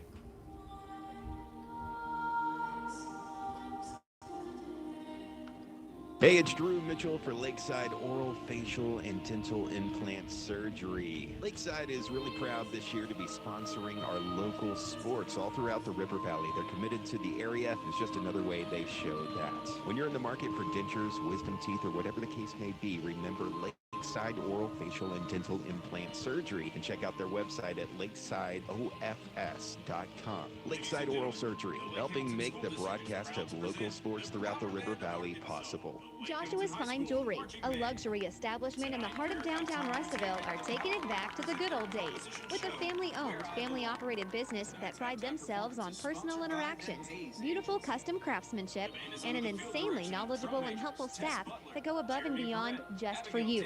Joshua's Fine Jewelry is giving a huge shout-out to all of our local River Valley and Natural State athletes. You guys are the real MVPs.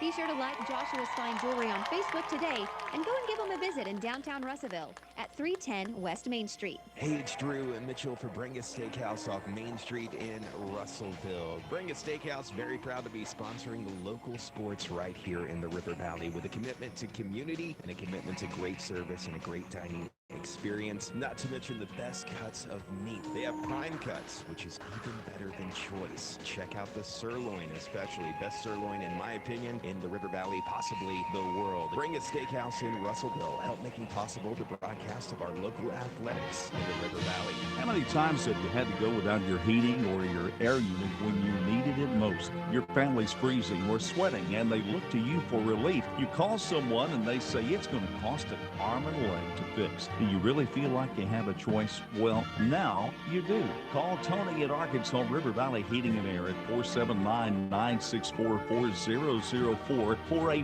free second opinion from a guy you can trust to take care of you and your family and get that unit running without all the extra charges. Arkansas River Valley Heating and Air.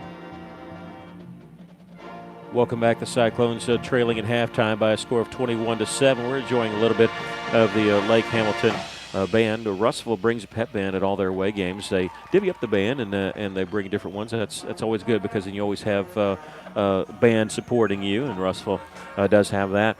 We'll give you the first half stats. It's a little bit lopsided, but realized that they ate up time possession and the penalty kept one of their drives alive. Lake Hamilton with 239 total yards of offense. Russellville with 115. Lake Hamilton 13 first downs to Russellville's 5. Russellville did have 103 yards passing, 12 yards rushing. We'll break that down for you. Braden Whitford with 7 of 12 for 52 yards. And then Justin Lovelace threw one pass, the touchdown pass of 47 yards to Gavin Graham on the AAA. Fantastic. Running the football, nobody has more than 2 carries. Gavin Graham, actually the leading rusher, 2 carries for 5 yards. Cole Hathcote, who he was talking about, has been ejected from this game, had 2 carries for 4 yards. Also, with 1 carry and 5 yards was number 5, Kobe Curtis. Again, Coach Weaver saying a lot of guys are going to play both ways in this game. He told that to us on Cyclones Live, and we listened, and he's been playing it both ways. We've seen Gentry J. Rowe on the defensive side. We've seen Justin Lovelace on the defensive side. and a couple defensive players running the football for Russellville. Let's get back to that. Receiving the football, Brady Burnett has the most catches. He's got 5 catches for 22 yards. Gavin Graham, the most yards, 2 catches for 61, 47, that coming on the lone touchdown that Russellville scored. For Lake Hamilton, they've thrown a little bit more than maybe what we thought they would, but just 3 of 5 for 18 yards. Running the football, though, that's where they've done their damage. And Owen Miller, their running back, 14 carries for 92 yards and a touchdown.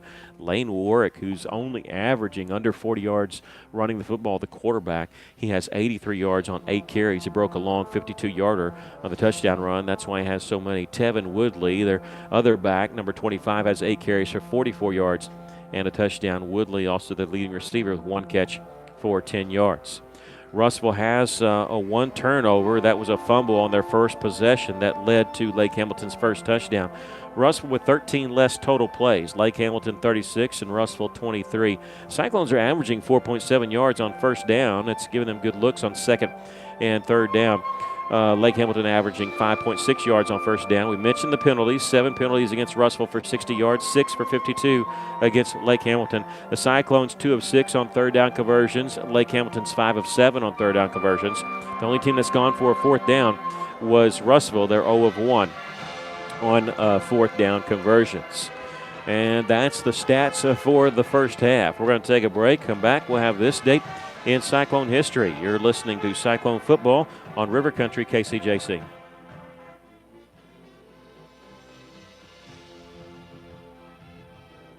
Your favorite meals from your favorite local restaurants have never been easier to eat, you guys, thanks to My Order Out. MyOrderOut.com is a food delivery service owned by Tyler Schumacher, and it is so easy. All you have to do is go online to MyOrderOut.com. Select Get Started Here, select a restaurant, and create your very own order. Then you can proceed to checkout and enjoy hot and delicious food delivered right to your door. Go to MyOrderOut.com to learn more.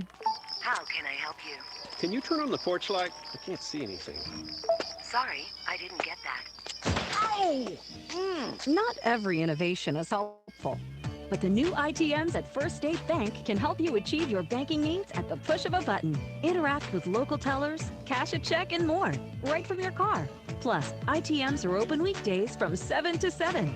To learn more about First State Bank's new innovative services, go to fsbitm.com. Maybe you're moving some dirt around the house. Got jobs to do, things you need to get finished, and equipment to move. Well, maybe you don't have what you need. River Valley Tractor has it, and they have great prices and great people. Family owned and operated, they treat people like you would expect to treat family. Whatever you're looking for, Kubota has you covered. Construction equipment, farm equipment, zero-turn mowers. Go by today and see the family at River Valley Tractor. 702 Weir Road in Russellville, River Valley Tractor. For over 70 years, Old South Restaurant at 1330 East Main Street in Russellville has been faithfully serving the River Valley. Whether it's starting your day with a good old-fashioned breakfast or helping you make it through the workday with a hearty home-styled lunch, and of course serving your family with a dinner that would even make your mama proud. Old South Restaurants on Main Street in Russellville.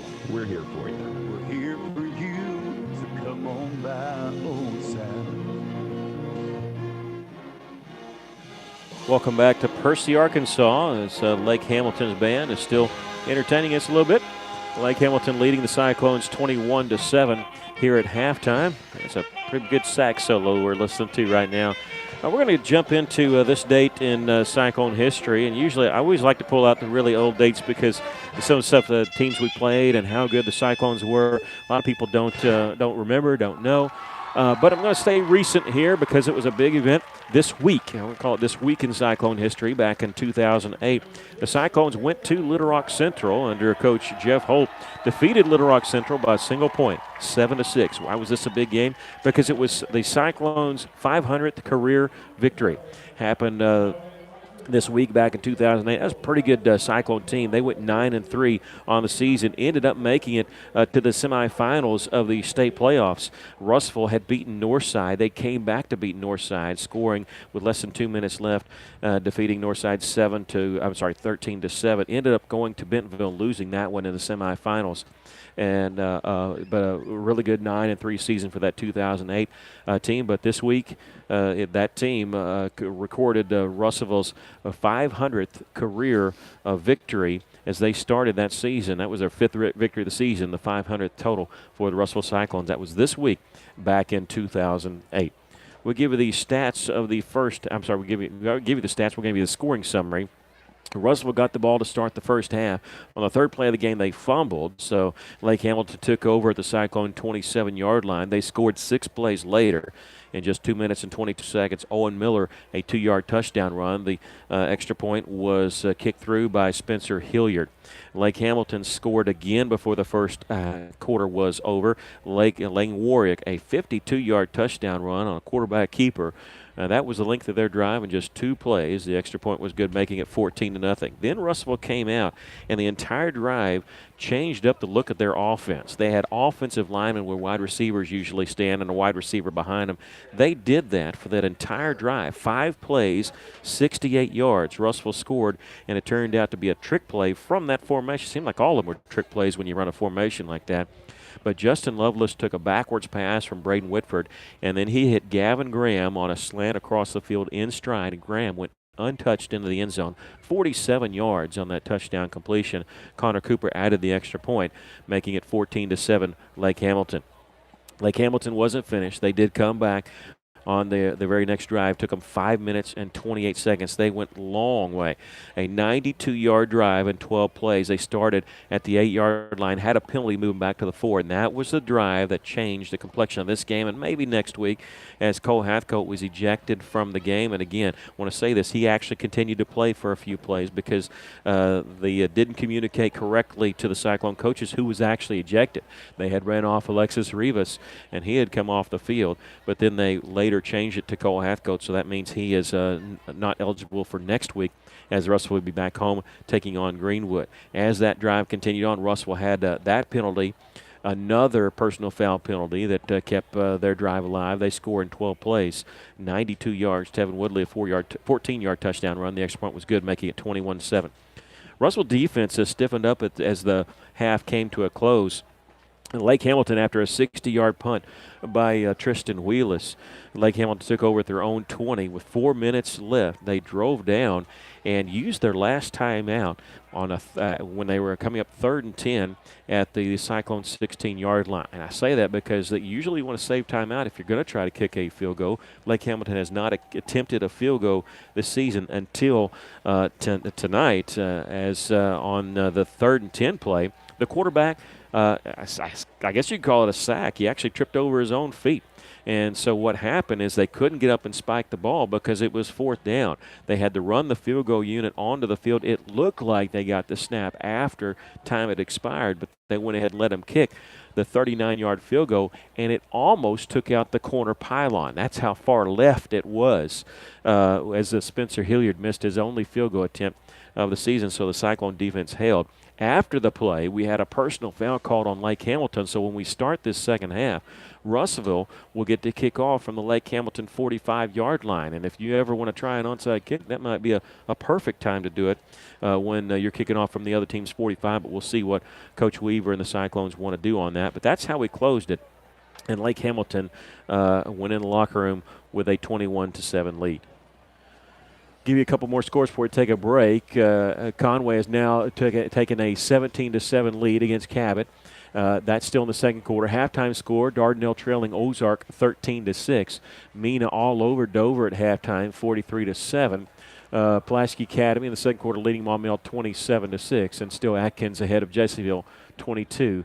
Our halftime score, Greenwood and Siloam Springs, Russell's next opponent next week. Greenwood, they're only leading Siloam by 15-13. Greenwood had some trouble with El Dorado last week. It was 21-21 at halftime, and then Greenwood opened it up in the second half. Curious to see if that happens against Siloam Springs. Here it's 21-7. The Cyclones trailing at halftime. We'll take a final break, be back with the second half. You're listening to Cyclone Football in River Country, KCJC.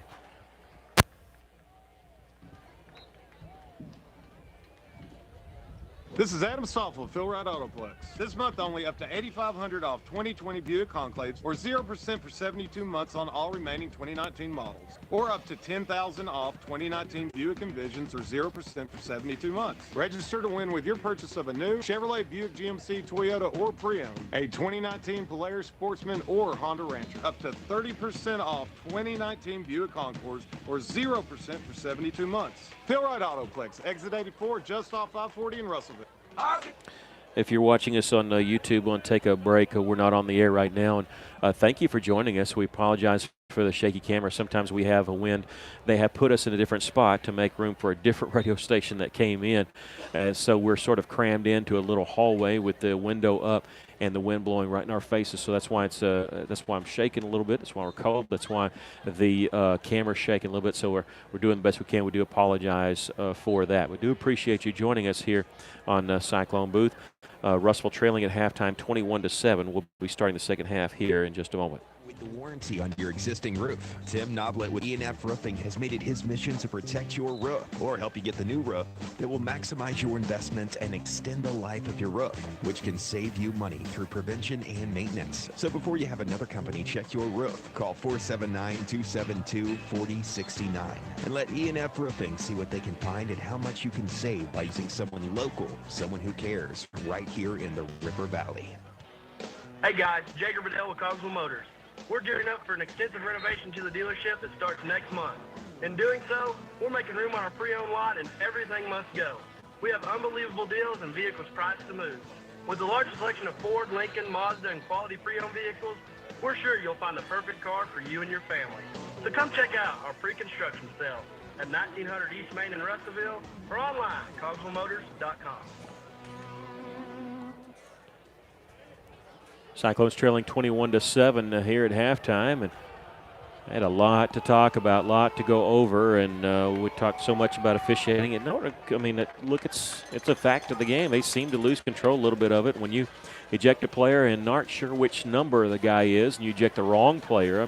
I think that's something worth talking about, and that's what happened. But again, we're going to say that Russell without their leading tackler for the second half and next week, and Russell going to be back at home next week as they take on Greenwood. Then Russell will go on the road for their final road game of the regular season at Little Rock Hall. Then they finish up at home against El Dorado and Siloam Springs. Russell 0-2 in conference. Lake Hamilton 2-0. Surprise team is their 5-0, but the maybe surprise team of the conference in a good way. The Sheridan could be labeled a surprise, especially depending on what they do, but with El Dorado. But I got to tell you, if Cyclone upsets Greenwood, they're only trailed by 2 at halftime, they would be the surprise team of the conference for the season. I think it'd be safe to say that. You know, you're talking about Sheridan, and of course we've played them, but to me, Sheridan's ground game is very real.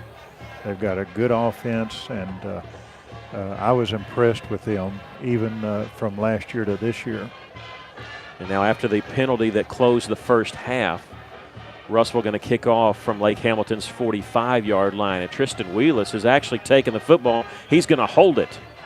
Okay, you don't have to. You can always free kick it if you want to, so there's no tee. Russellville with 5 players bunched up in the middle of the field and 3 to the other side. He drop kicks it there, and it's going to be covered at the 32-yard line. Yeah, that was a good thought, a good plan. Unfortunately, he kicked it right at a Lake Hamilton player. And when I say he drop kicked it, I mean he dropped it from his waist, he hit the ground, and then he kicked it. You know, he used to be really good at that. It was a quarterback named Jim McMahon. In his later years, he actually used to kick like that, and he could make field goals in practice. Never got to do it in the game. I think Doug Flutie was the last one to kick a extra point or field goal like that in the game. I need to look that up in the NFL. As we start the second half, they start the 32-yard line. They're going to give it to Tevin Woodley. He gets up over the 35 to the 36-yard line. Good stop by our defense. Tevin Woodley, number 25. Owen Miller, number 4. Lane Warwick, number 13, quarterback. Number 71, Trailer, was in on that stop. Lake Hamilton looks like the Redskins. That's their colors. Dark maroon pants and jerseys with gold trim. Cyclones in all white tonight with red numbers, black helmets. Second down and 7. They're going to give it to Miller running left side. He's across the 40 and hit and brought down at the 42-yard line. He likes to run on that left side. That's been his main target area tonight, Owen Miller.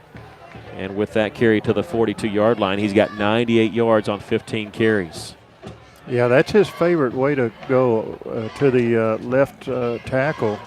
Potter, number 16 for Russellville, made the stop. He's a little short of a first down. Yeah, about a yard and a half. Third down. Said the first half they were 5 of 7 on third down conversions. Under center, they're going to turn and give it to Woodley, trying left side. He runs into a pile, and I don't know. Second effort might have gotten him there. They're going to give him the 44-yard line. If so, that's a first down, and they do. They pick up of 2 on the play. Woodley now 49 yards on 10 carries. It's a first down for Lake Hamilton. Wind really starting to pick up and swirl around here. Wide receiver out to the right. Anything they've thrown to their backs, though. And under center is Warwick. He's going to give it to Miller. This time he's running right, puts a hand on the back behind him. He breaks a couple tackles, gets into Cyclone territory, but this one's coming back. A holding penalty they did miss on the 44-yard line. I can't believe they caught a hold because they've missed about 2 of them. They missed a big one on a big run by the quarterback. And it's going to be from the 44-yard line, so from the line of scrimmage, putting it back at the 34.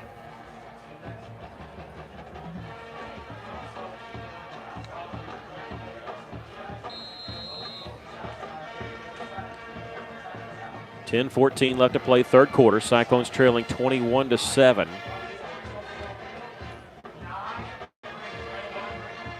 And Lake Hamilton looking at first down and 20. Under center is Warwick. Little counter play, giving it to Miller. Breaks a tackle back at the 30. He's across the 35-40. Gets near the original line of scrimmage. Russell almost had him drop for a 4-yard loss. He was able to get out of that shoestring tackle. Yeah, there's Grant Smith busting through that offensive line, and could have. We had a good shot. Well, it's coming back. As I'm trying to tell you, it's coming back because there's a penalty on Lake Hamilton. And they're going to mark it from the 36, so give Miller a 2-yard carry, but put him back at the 26 after the holding penalty. So I didn't mean to interrupt you, but they were marking holdings in a row. Yeah. Apparently one of our coaches have talked to the officials to say, look, you're missing this. It's on TV. 9:45 left to play here in the third quarter. Cyclones trailing by 14. Second and 28. Should say first and 28. They're going to drop back to pass. Warwick throwing out of the backfield, complete now to Woodley. Breaks a tackle at 30, and that's a holding penalty. That's coming back. They absolutely tackled Cyclone. Blocked him in the back, and they're all over the official on that far side. And that penalty flag is sitting at the 37. That was obvious. Boy, big gust of wind just coming through here. It's cold here. That's a personal foul. That was on Lovelace. Yep, they knocked him down.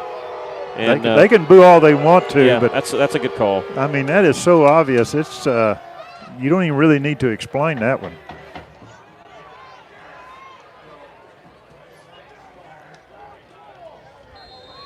And that penalty moves him back to the 20-yard line. Surely the officials are not feeling guilty what they did in the first half. It's still first down, but first and 25.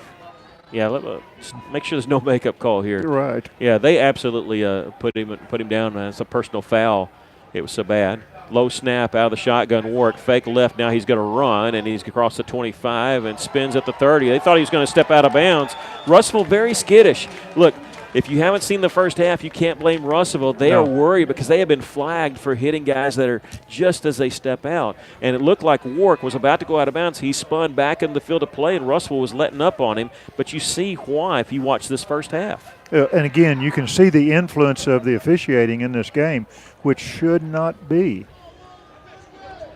And so that was a 17-yard pickup, and Russellville kind of let him go. It brings up second down and 8, but that's the reason. Out of the shotgun, they're going to give it to Miller running far side. He breaks a tackle at the 40. He's got a lot of room. He's across midfield. It's a foot race. He's at the 40, and Ty Hips chases him down, but not before he gets to the Cyclone 31-yard line. Well, let me tell you the key to that run, and that was 2 missed tackles. If you're going to go for somebody's ankles, you can't just dive at them. You've got to wrap up those ankles. And you wrap them up, they're not going anywhere. And we just flat missed it. They get the ball to the Cyclone 31-yard line, first and 10. Again, that big run by the quarterback of 17 yards when Russell kind of let him go. But again, don't blame these kids because they're worried about getting the late hit. Sure. It's followed up by Miller, who just got a 32-yard run to the Cyclone 31. Russell trailing 21-7, 8:15 left to play here in the third quarter. Bring a man in motion. That's Rhodes. He's going to get the handoff, running laterally, looking for a place to go, nowhere to go, and he's going to be dropped at the 30-yard line. Check that. That's Braden Broughton, the running back, who picks up 1 on the play.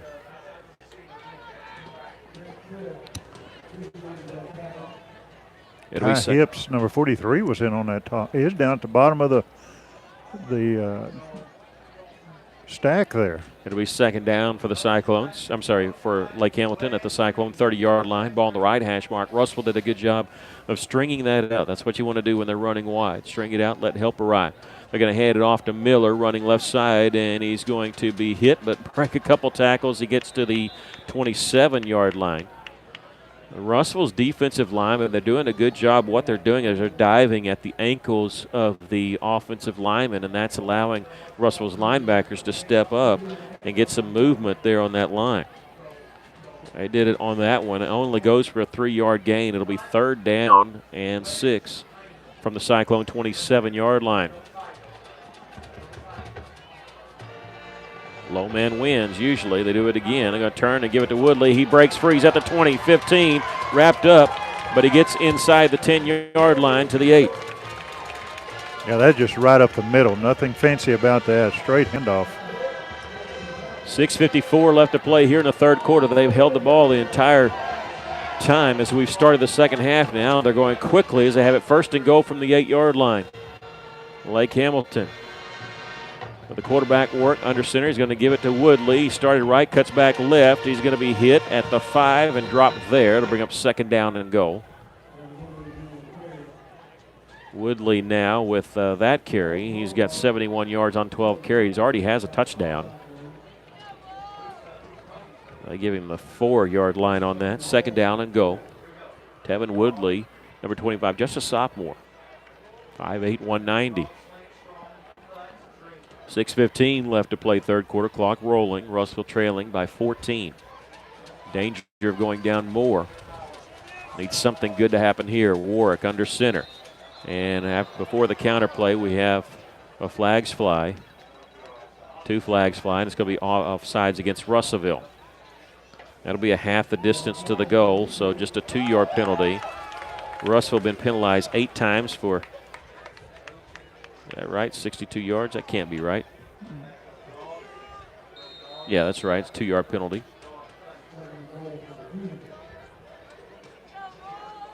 It was the timing of some of these penalties on that long touchdown drive that made it 21-7 that really changed the complexion of this game.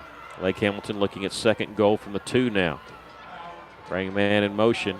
And he stops. They're going to give it to Woodley left side. He's in the end zone for the touchdown. Lake Hamilton goes up 27-7 behind Tevin Woodley.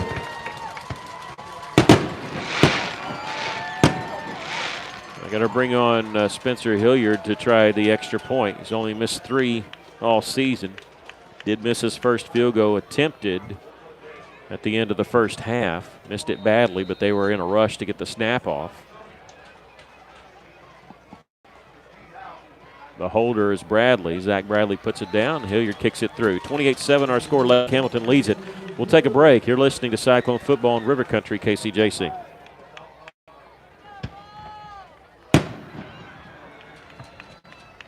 Taking care of families. That's what the folks at C&D Drugstore have been doing in historic downtown Russellville for more than 6 decades when it comes to all your pharmaceutical needs. When it comes to compounding special medicines, R.D. Walker and his staff are there to serve you. And most importantly, if you need delivery, if you need curbside pickup, you need C&D Drugstore on the corner of B and Commerce in downtown Russellville, a 60-year tradition.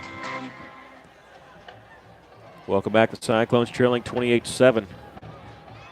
Gonna have to answer on this drive. That drive took 6 minutes and 20 seconds. Yeah, we don't need to get reckless, but we're going to have to be consistent and move down the field.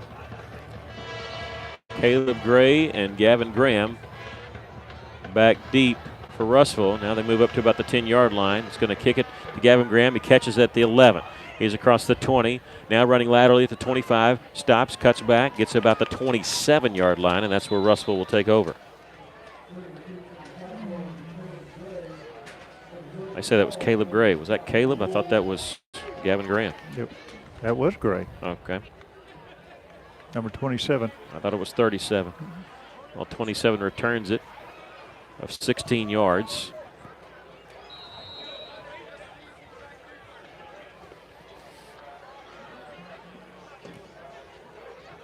Number 25, Robinson's running back.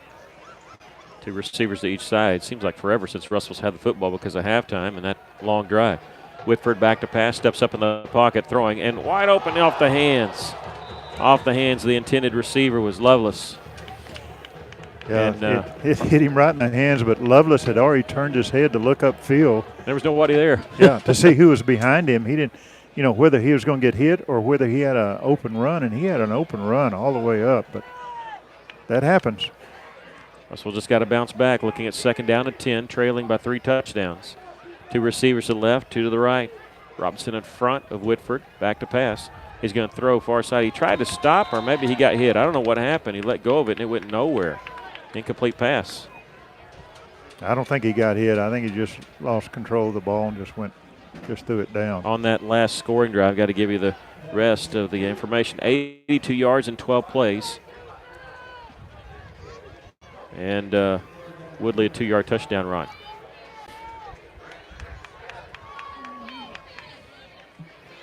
Five receivers and nobody in the backfield. Back to passes, Whitford. He's throwing left side and nobody's there. Miscommunication. Russell's receiver stopped around the 45. The pass went deep, and Russellville, what we didn't need, a 3 and out. Going to have to punt it away. You can't go for it on 4th and 10 deep in your own end. Kick it back over to this Lake Hamilton offense, that very time-consuming offense. They've had the quarterback back to return the kick once.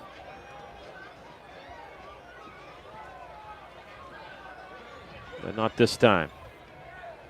Wheelis picks up the low snap, kicks this one wobbly. It's going to hit at the 45. They're going to let it go again. It's going to take a Cyclone roll inside the 30-yard line and roll dead at the 27. 26. Give them full credit for it. 46-yard punt, no return. 4:59 left to play here in the third quarter. Russellville trailing 28-7. I know we talk about things we need. We need a turnover right here. It'd be in their territory, and that'd be a boost for our offense.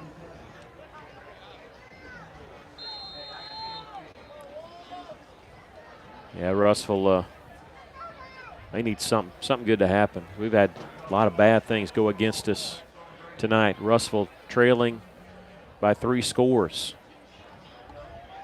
Running man in late, that's Dalton Hallmark, who's getting to play defense a little bit here. And Warwick, after the play action, is going to keep it himself. He breaks a tackle at the 25, gets forward to the 28-yard line. Pickup of 2 on the play. Yeah, no, Caleb Gray, number 27, made that stop, came up. Very windy night here in Percy, Arkansas. 2nd down and 8. Coaches up here expecting a sweep. And they are going to sweep it with the quarterback running this direction. He's across the 30. He takes a hit at the 35-yard line. Won't be enough for the first down. 3rd and short, though, forthcoming for the Wolves. Yeah, about 2 yards. Lane Warwick now 109 yards on 11 carries. Their quarterback. He only averages 38 yards a game, but he had a big 52-yarder on the 2nd drive of the game. This is his first 100-yard rushing game of the season. He's under center on 3rd and short. He'll turn and give it to Woodley. He stutter steps his way. He gets across the 40, well enough for the first down to the 41. Number 43, Ty Hips, making the stop. He's at 80 yards on 14 carries, is Tevin Woodley. 3:45 left to play third quarter, and this is exactly what Lake Hamilton wants to do. They want to just pound it on the ground, eat up yards and clock. And back to pass is quarterback Warwick. He throws it deep. It's complete to the 30-yard line to number 2, J.T. Bartwell, just his second catch of the season. Beautiful pass, fingertip catch. The coaches up here are saying that Lake Hamilton broke the huddle with 12 players, which is illegal, and ran one off the field, which would be illegal, but the officials didn't catch it. And that play goes for 29 yards and a first down for Lake Hamilton. They are 5 of 7 throwing the football for 56 yards. Didn't catch it. Imagine that. Ball on the right, hash mark, 30-yard line. Warwick out of the shotgun, bring a man in motion. They will hand it to him. That's Rose running laterally, and he's going to lose yardage, taking a big hit at the 33-yard line. He got popped coming to the short side of the field. It'll bring up second down and 13 for Lake Hamilton. Yeah, good pursuit by that defense. The only problem is he stayed in bounds, so that clock is still moving. 2:40 left to go in the game. I'm sorry, in the third quarter. Russellville leading, I'm getting it all wrong. Russellville trailing 28-7. Tell you, I'm just too cold. It is it's 53 degrees here and windy at kickoff. It's dropped considerably since the sun's gone down. Warwick's going to give it to Miller running left side. He's across 30. He's got a big opening. He may go. He's at the 20, 10, touchdown. Owen Miller gets the touchdown run of 33 yards. And Lake Hamilton has opened it up here, 34-7. Yeah, once he got past the linebackers into that secondary, there wasn't anybody over there, and it was just a clear sailing. He loves to run to that left side, right off tackle. He's got 168 yards on 19 carries. He's averaging 145, but that's his 14th touchdown of the season, the second of this game. Spencer Hilliard on to try the extra point. It's long enough, and it's good. 35-7, our score. Lake Hamilton comfortably up with 2:16 left to go in the third quarter. We'll take a break. You're listening to Cyclone Football in River Country, KCJC.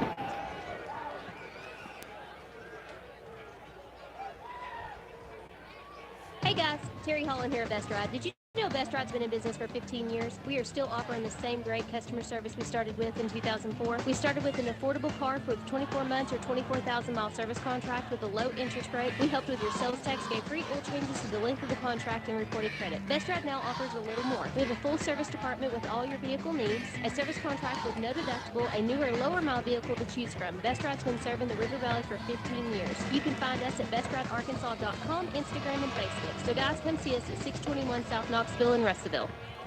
35-7 our score. Lake Hamilton leading with 2:16 left to play in the third quarter. You got Gray and Graham back there. Caleb Gray and Gavin Graham back at their own 10-yard line. Try to field this kickoff from Spencer Hilliard.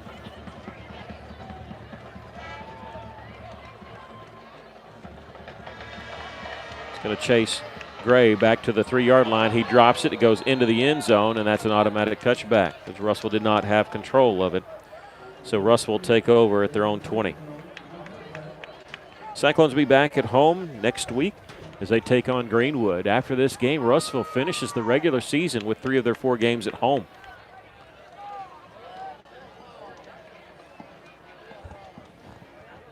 You start to look at standings after this week, I think, and start trying to see if Cyclones can make the playoffs. We'll have a lot of talk about that next week as we see what else is going on. Whitford is going to fake a run himself, throw back across the field. It's complete to Reed Wolf. He makes a nice little move at the 25, gets to the 29-yard line, just barely shy of a first down. That's a good play. A little misdirection for Russellville, rolling out to the right and passing back to the left. Wolf was was wide open. Those, yeah. Second down, a short one. Whitford back to pass. This is a big opening, but he's not going to run. He's going to fling it downfield. They tried to motion Wolf go. He threw it out of bounds, though. Had enough for him to get the first down, but he had man-on-man coverage with Reed Wolf and trying to get the ball downfield. So it'll bring up third down and short now.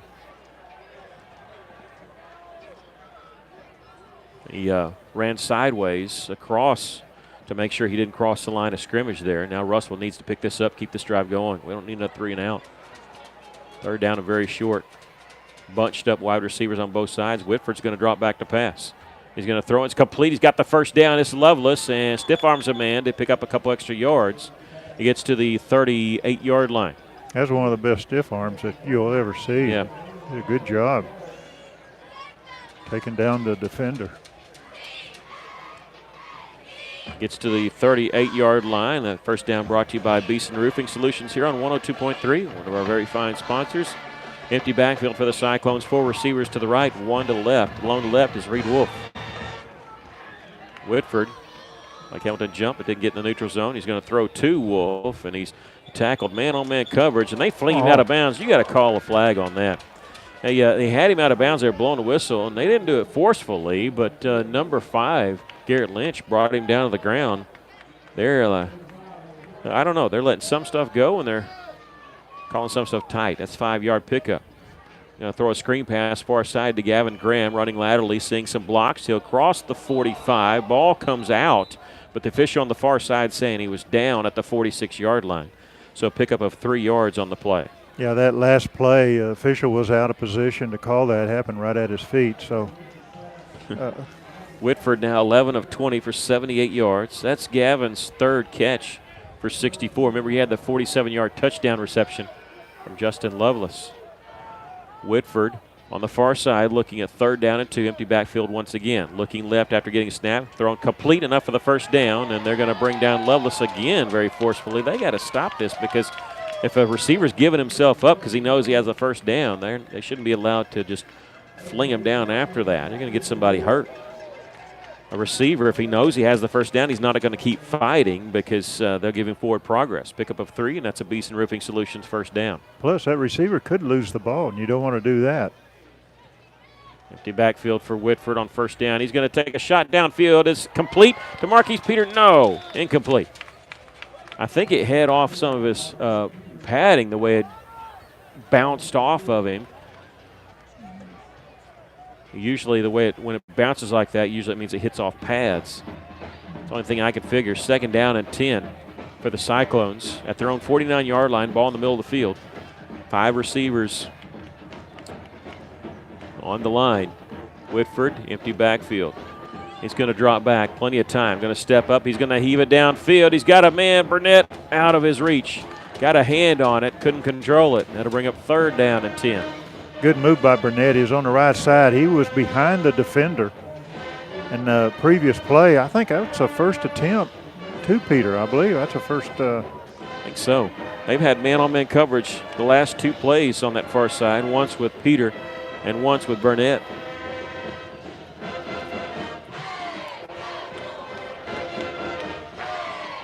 They'll bring up 3rd down and 10 for the Cyclones. Ball in the middle of the field. Whitford back to pass. Steps up in the pocket. Pumps. Then he throws. And it's going to be, was it caught? No, it squirts away. Incomplete. That'll bring up 4th down and 10 from the Cyclones' 49-yard line. And you're trailing here 35-7. There's 1 second left to play in the 3rd quarter. I think you might just go for it here. Yeah, I think so. That attempted pass was to Wolf. He was over the middle. Russell's had guys open. Just can't quite make the connection at times. That's the 7th target for Reed Wolf. He has 3 catches for 29 yards. Play clock down to 17, plenty of time. Russell not huddling up. This will be the last play of the 3rd quarter, barring a penalty. Whitford, empty backfield once again on 4th and 10. Steps up in the pocket. He's going to be hit, breaks away. He crosses the line of scrimmage, stiff arms a man at the 49. He's across the 45, but going to be right down there. 4 yards shy of the first down. Russell has turned the ball over in downs, and we've come to the end of the 3rd quarter with our score. Lake Hamilton 35, the Cyclones 7. We'll take a break. You're listening to Cyclone Football in River Country, KCJC.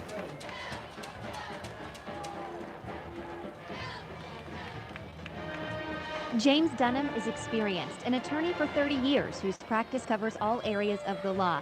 James Dunham is ethical, he's chairman of the Supreme Court Committee on Professional Conduct. James Dunham is fair. He's known for his respectful treatment of others. He's a man of judicial temperament and sober judgment. Elect James Dunham, Circuit Judge. Paid for by the Dunham campaign. Parents have a hard job. How do you feed the kids good food without breaking the bank? When you dine in at Steak and Shake on Saturday and Sunday, kids eat free with every $9 spent, and your food is always made to order. Steak and Shake on Parkway Drive. Steak and Shake's reward app makes saving super easy. Download the Steak and Shake Rewards app for free. Then order and pay from your device or smartphone, and every $50 that you spend, you get $5 in rewards. Steak and Shake on Parkway Drive. KCJC, Dartnell, Russellville. You guys play the best country of all. River Country. KCJC. Welcome back, the Cyclones. Trailing 35-7 as we get ready to start the fourth quarter. Russell just turning the ball over on downs to close that third quarter, but you had to do it near middle of the field. Pick up 5 yards on the run. Here's a toss sweep to Woodley. It's being strung out. He breaks a tackle back at the 40, but he's going to be dropped for a loss at the 43-yard line. If you're just joining us, Russellville had a player ejected back in the first half, Cole Hathcote, on a weird play. We thought it was a questionable call, but they ejected him and never told the correct number. Russellville took out the wrong player. Hathcote wound up playing a few more plays, and then they made the, in their mind, the correct number, and so Hathcote's going to be out for the game against Greenwood at home next week. We start the final quarter. Hate to say this, but if Lake Hamilton scores here, the mercy rule will be in effect, so Russellville certainly wants to stop them here. They want to go down swinging. A fake toss. Warwick back to pass. Nobody's open. He's going to roll to his right, and now he's going to throw to a man out of the backfield. That's Owen Miller, and did they make the catch? He did, and he's got enough for the first down. I thought he dropped it, but he gets to the 44 of Russellville. That's enough for a first down. He came up, and the ball wasn't in his hands. If that's who he was throwing to. I thought when he hit the turf, I guess they said he had it. Huh. And if that wasn't the ball that scored away, it must have been something else. Must have been somebody's shoe or something. I saw something bounce away. That's a first down. They have it at the Cyclone 44-yard line. They've been doing well when they've thrown it. Only 8 times they passed, but they completed 6 of them for 69 yards. A play action pass. Warwick going to throw to Woodley out of the backfield. He's going to be dropped inside the 40 to the 35. A tackle made there by Shane Booker. Booker getting in. That's a good job for him. Last time Cyclones were here 2 years ago, Russellville won the game because Shane's brother made a fantastic play on the last play of the game, and Russellville walked away with a 40-35 victory here at Lake Hamilton. Johnny Booker knocking down that pass in the end zone. Second down and 1 from the Cyclone 35-yard line under center. The quarterback, he's going to give it to Woodley straight up the gut. Didn't get much, but he didn't need much. And I think it's going to be enough for the first down at the Cyclone 34. He made it by the length of the football because he was hit almost immediately. Lake Hamilton undefeated on the season. People weren't sure because their non-conference season was pretty easy. They had Hot Springs Lakeside, Malvern, Hot Springs. They won those games easily. Then they defeated El Dorado 40-21 last week. Little Rock Hall, which Little Rock Hall probably going to be at the bottom of the conference. Here's a handoff to Miller, and he starts left side. He's down the left sideline, breaks a tackle at the 20. No, they're going to say he stepped out of bounds, and he continues to run again. Russellville really skittish, rightfully so. They've seen one of their comrades ejected, and they're worried about hitting when somebody steps out because they've made some odd calls, and Russellville sort of, when they get near the sideline, they're worried about making that hit. And you can't blame them. No, you can't. They've worried about that. 17-yard pickup for Owen Miller. That's a first down. 9:44 left to play in the ball game as him stepping out of bounds has stopped the clock. 35-7 our score. Lake Hamilton leading here. Warwick, the quarterback, under center. Brings a man in motion. He'll give it to Woodley, trying right side, just bouncing it out. He's inside the 15, near the 10-yard line. They're going to give him his progress to 11. And now let's see, 84 yards for Tevin Woodley on 17 carries. He's got 4 100-yard games. I guess he's wanting a fifth here to be still in here.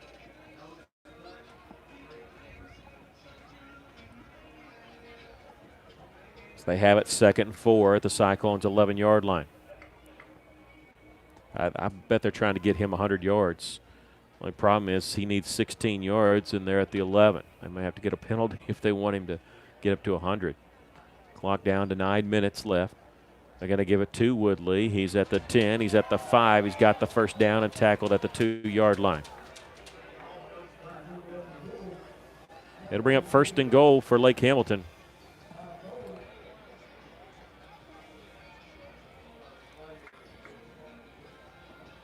I can give him the 3-yard line.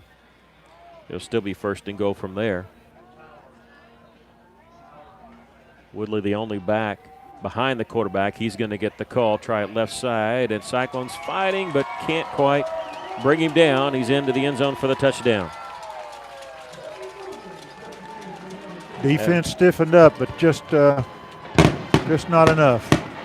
Nope, that makes the score 41-7, and the extra point, if they make it, would mean that the mercy rule would be in effect. Mercy rule, what it means usually is that the clock only stops some timeouts and injuries. But we've seen it go different ways on that. The extra point is up and good. 42-7 our score. Lake Hamilton leading it with 8:35 left to play here in the ball game. We'll take a break. You're listening to Cyclone Football in River Country, KCJC.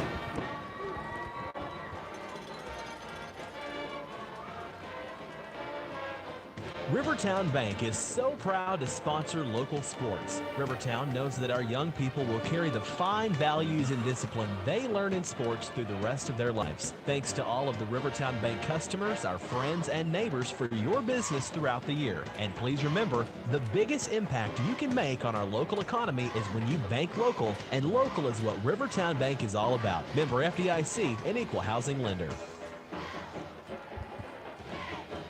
Welcome back. The Cyclones trailing 42-7 with 8:35 left, and after this kickoff happens, we'll be going through this pretty quick. Still, we'll have the scoreboard show coming up at 10 o'clock.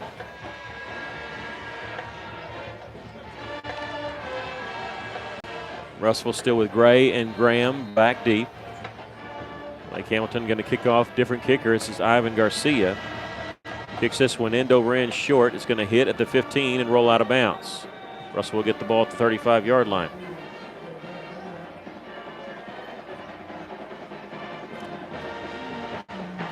I just got word that El Dorado has lost to Sheridan. But on our score tracker that we have, it's 27-18, Sheridan leading El Dorado. I didn't know that was a final score yet. You know, that may mean Sheridan may be the surprise team of the conference, even though Lake Hamilton looks like they're about to go 6-0. 2 receivers to each side for the Cyclones. At 1st and 10 at their own 35-yard line. Throwing is incomplete. Lovelace was there, and Marquise Peter was there. We do have a Cyclone that's down. That's I think that's Dalton Hallmark. And the way he's grabbing his foot looks like it might be maybe a cramp. Incomplete pass means 2nd down and 10. The clock will stop because of the injury with 8:15 left. 41-18. Sheridan defeats El Dorado. How about that? Greenwood leading Siloam Springs 29-13. Siloam's kept that one close. I think this Sheridan team's for real. Yeah, that is actually, I don't know if that's good news for Russellville or not, if we're looking ahead, trying to see who's going to beat whom. Russellville will have El Dorado in a few weeks, the next to last regular season game, as Dalton Hallmark is up walking off. You can tell he cramping up there. Dalton's little brother is a quarterback in the 9th grade team. They had a tough loss last night. They had missed an extra point, were trailing by 1 when the game was delayed by lightning in the 3rd quarter, and they ended up saying, hey, that's ball game after about almost an hour delay. 2nd down, Whitford back to pass. He's going to throw a screen pass, little tunnel screen to complete to Wolf. Breaks a tackle at the 40, still on his feet. He's at the 45-yard line. He's going to get a Beeson Roofing Solution first down at the 46. That was good running by Wolf. Just delaying a little bit to try to pick up some more blockers out there, which he got. They're taking a while to move the chains, but still, Mercy Roy, everything's still rolling. 7:44 left. Russell trailing 42-7. But trying to put some points on the board here in the second half. 3 receivers to the right, 1 to the left to short side of the field. Whitford back to pass, looking right. He's going to step up, throw across the middle. He's got Marquise Peter open, complete inside the 35 to the 30-yard line. Marquise with running a little skinny post there, getting the big catch for Russellville. A gain of 24 yards and another Beeson Roofing Solution first down here on River Country KCJC. I like the way the offensive line was protecting our quarterback, giving him time to find Peter. Latrell Thomas in the backfield now. He's in the pistol formation right behind Braden Whitford. Whitford is going to turn and hand it to Latrell. He's across the 30 and gets to the 26-yard line. That's the first carry for Latrell in this game. Pick up a 4 on the play. Clock rolling. Under 6 minutes and 48 seconds left. Russell trailing 42-7. Mercy rule in effect with the clock rolling. 2 receivers to each side. Ball near the middle of the field at the 26-yard line of Lake Hamilton. Bring a man in motion him to the left. That's Kobe Robinson, the running back. Ends up being an empty backfield for Whitford. He's rolling to his right, throwing downfield, and is going to be incomplete, almost intercepted over on that far side. Pearson Hafner, the safety, who already has an interception this season. He's their leading tackler. Boy, he jumped the route there as Russell on that play was going to Rhett Robertson. Ball was a little underthrown. Robinson was actually behind the defender.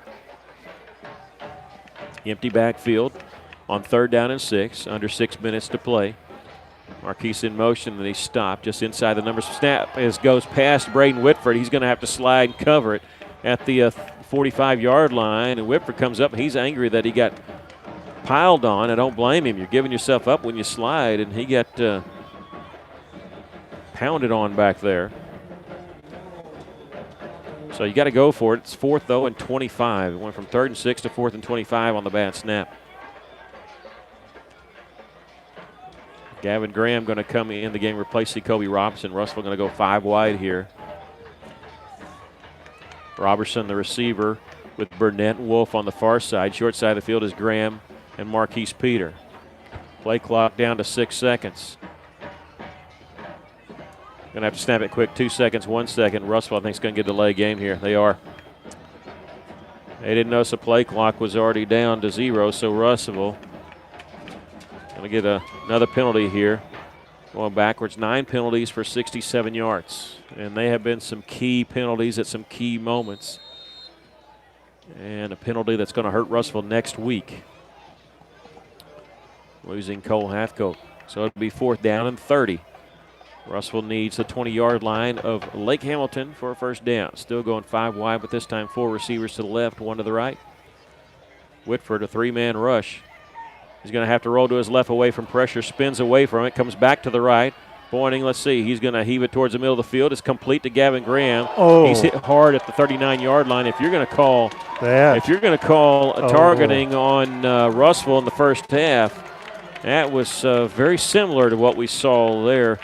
That just happened there as they put a hit on Graham. He popped right back up. He's fine. Russell only getting 11 yards on the play, so they turn the ball over on downs. And, boy, it's double standard now. I mean, that was exactly what we saw. And Coach Weaver's out past the numbers to talk to the official. He came out onto the field, and he's taking a timeout because he wants to visit with the official about that. And you cannot eject a guy like Cole Hathcote for playing hard against somebody who was not defenseless. And that almost a similar play, and Coach Weaver, I guess the official was done talking because he's gone back towards and telling the white hat, hey, coach over there wants to talk to you. We're zooming in a little bit, so if you're watching us, that's why it's a little blurry, and winds really, you're really seeing it when we zoom in on that. And Weaver is giving the official earful, and I don't blame him on that one. Do not blame him one bit. It's sort of a culmination of frustration that Russell's had tonight, and that second quarter was really big. Russell had cut the lead to 14-7. Lake Hamilton goes on a 92-yard drive. Russell gets a penalty for targeting. If it wouldn't have been, it would end up being a 3rd and 21 for Lake Hamilton deep in their own end. A targeting play, which it wasn't a defenseless player. It was a receiver who had caught a screen pass and run 4 yards towards the middle of the field.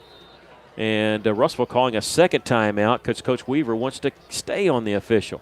And I'm telling you something, Coach Weaver doesn't complain about officials. I heard that from head officials. So this guy, when he complains, he sees something because he doesn't complain much. But he has called consecutive timeouts to chew on the officials. And now I guess he's finished. And, you're not going to win that argument, but you have to defend your players, and that's what he's doing. Gavin Graham just took a lick, and he's saying it was the same hit. On that previous, we're going to finish that thought. Russell was whistled for targeting. Cole Hathcote was the one they eventually ejected. They ejected what they said was the wrong guy. Cole continued to play for a few plays. Then later they came to the bench and said, hey, it was number 17, not number 59. That should have been ejected, because those numbers are pretty similar. And now we're back to action. 4 minutes left. Yeah, as soon as the ball snapped, we'll go back with the Mercy Rules. Russell trailing 42-7.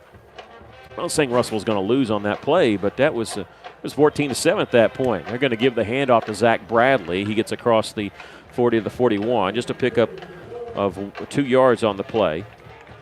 And expect them to milk the clock down. No reason. The more plays they run, just the only thing that can happen for them is getting somebody hurt. So they'll probably milk it all the way down.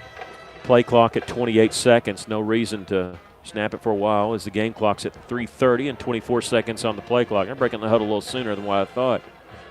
Looking at 2nd down and 8. 17 seconds on the play clock. And he's going to get under center with 12 seconds. They're going to snap it a little quicker. Give it to Bradley once again, running left side. He's going to be hit at the 40. Breaks a tackle there, slung down at the 45-yard line. Russell in a bad mood. And they're going to be hit a little harder here. And I tell you, I wouldn't want to be back up getting mop-up duty here. I'm feeling the ire of Cyclone defense. Well, you can't blame them for being upset because, the officials, they try to do the best they can, but when it's so obvious that this has been a little slanted tonight, I think, it upsets you, 45-yard line, 3rd down and 4 for Lake Hamilton at their own 45. I'll turn and hand it to Bradley, running left side again. He stumbles and gets to the 45-yard line, back to the line of scrimmage. Coach Tommy Gillerin, who is in his 21st year coaching, just his 3rd year at Lake Hamilton. This is his alma mater. He is looking to pick up his 137th all-time victory with this win tonight and move his Lake Hamilton Wolves to a perfect 6-0 overall and 3-0 in conference play. We heard Sheridan defeating El Dorado 41-18. I don't know if you can make you feel better about a loss, but you feel better that Sheridan may be a little bit for real. And Russell just jumped off sides, and they've given a first down with that one. On 4th and 4, they got the Cyclones to jump off sides. 1:38 left to go in the game. Again, Sheridan defeats El Dorado tonight, 41-18. Last check, Greenwood got a little breathing room against Siloam. Hey, we'll have the scoreboard show coming up for you at 10 o'clock tonight here on 102.3. Goes from 10 o'clock to midnight with our buddy Rex Snuss and the voice of Ouachita Baptist. And hopefully we'll get to hear about Village Academy. I wonder if they won. Yeah. Village Academy Beavers, the greatest high school football story ever. And Lake Hamilton's going to take a knee, and there's a little bit of pushing and shoving, and 59 just did a motion towards a Cyclone player. I don't know what that was all about. Dylan Horton. No flag. Yeah. They took a knee back at the 49. You don't have to lose many yards when you take a knee out being under center. They only have to snap it one more time. Play clock at 25, game clock at 44. Cyclones trailing 42-7. And Russellville, their coaches said back off 5 yards away. He doesn't want anything, and I'm telling you, it's been a chippy ball game. It's been a lot of late hits, a lot of things like that, and they're going to take a knee. And there's still a lot of trash talking going on right now, but we've come to the end of the football game. Cyclones lose it by a score of 42-7. We'll take a break. You're listening to Cyclone Football on River Country KCJC.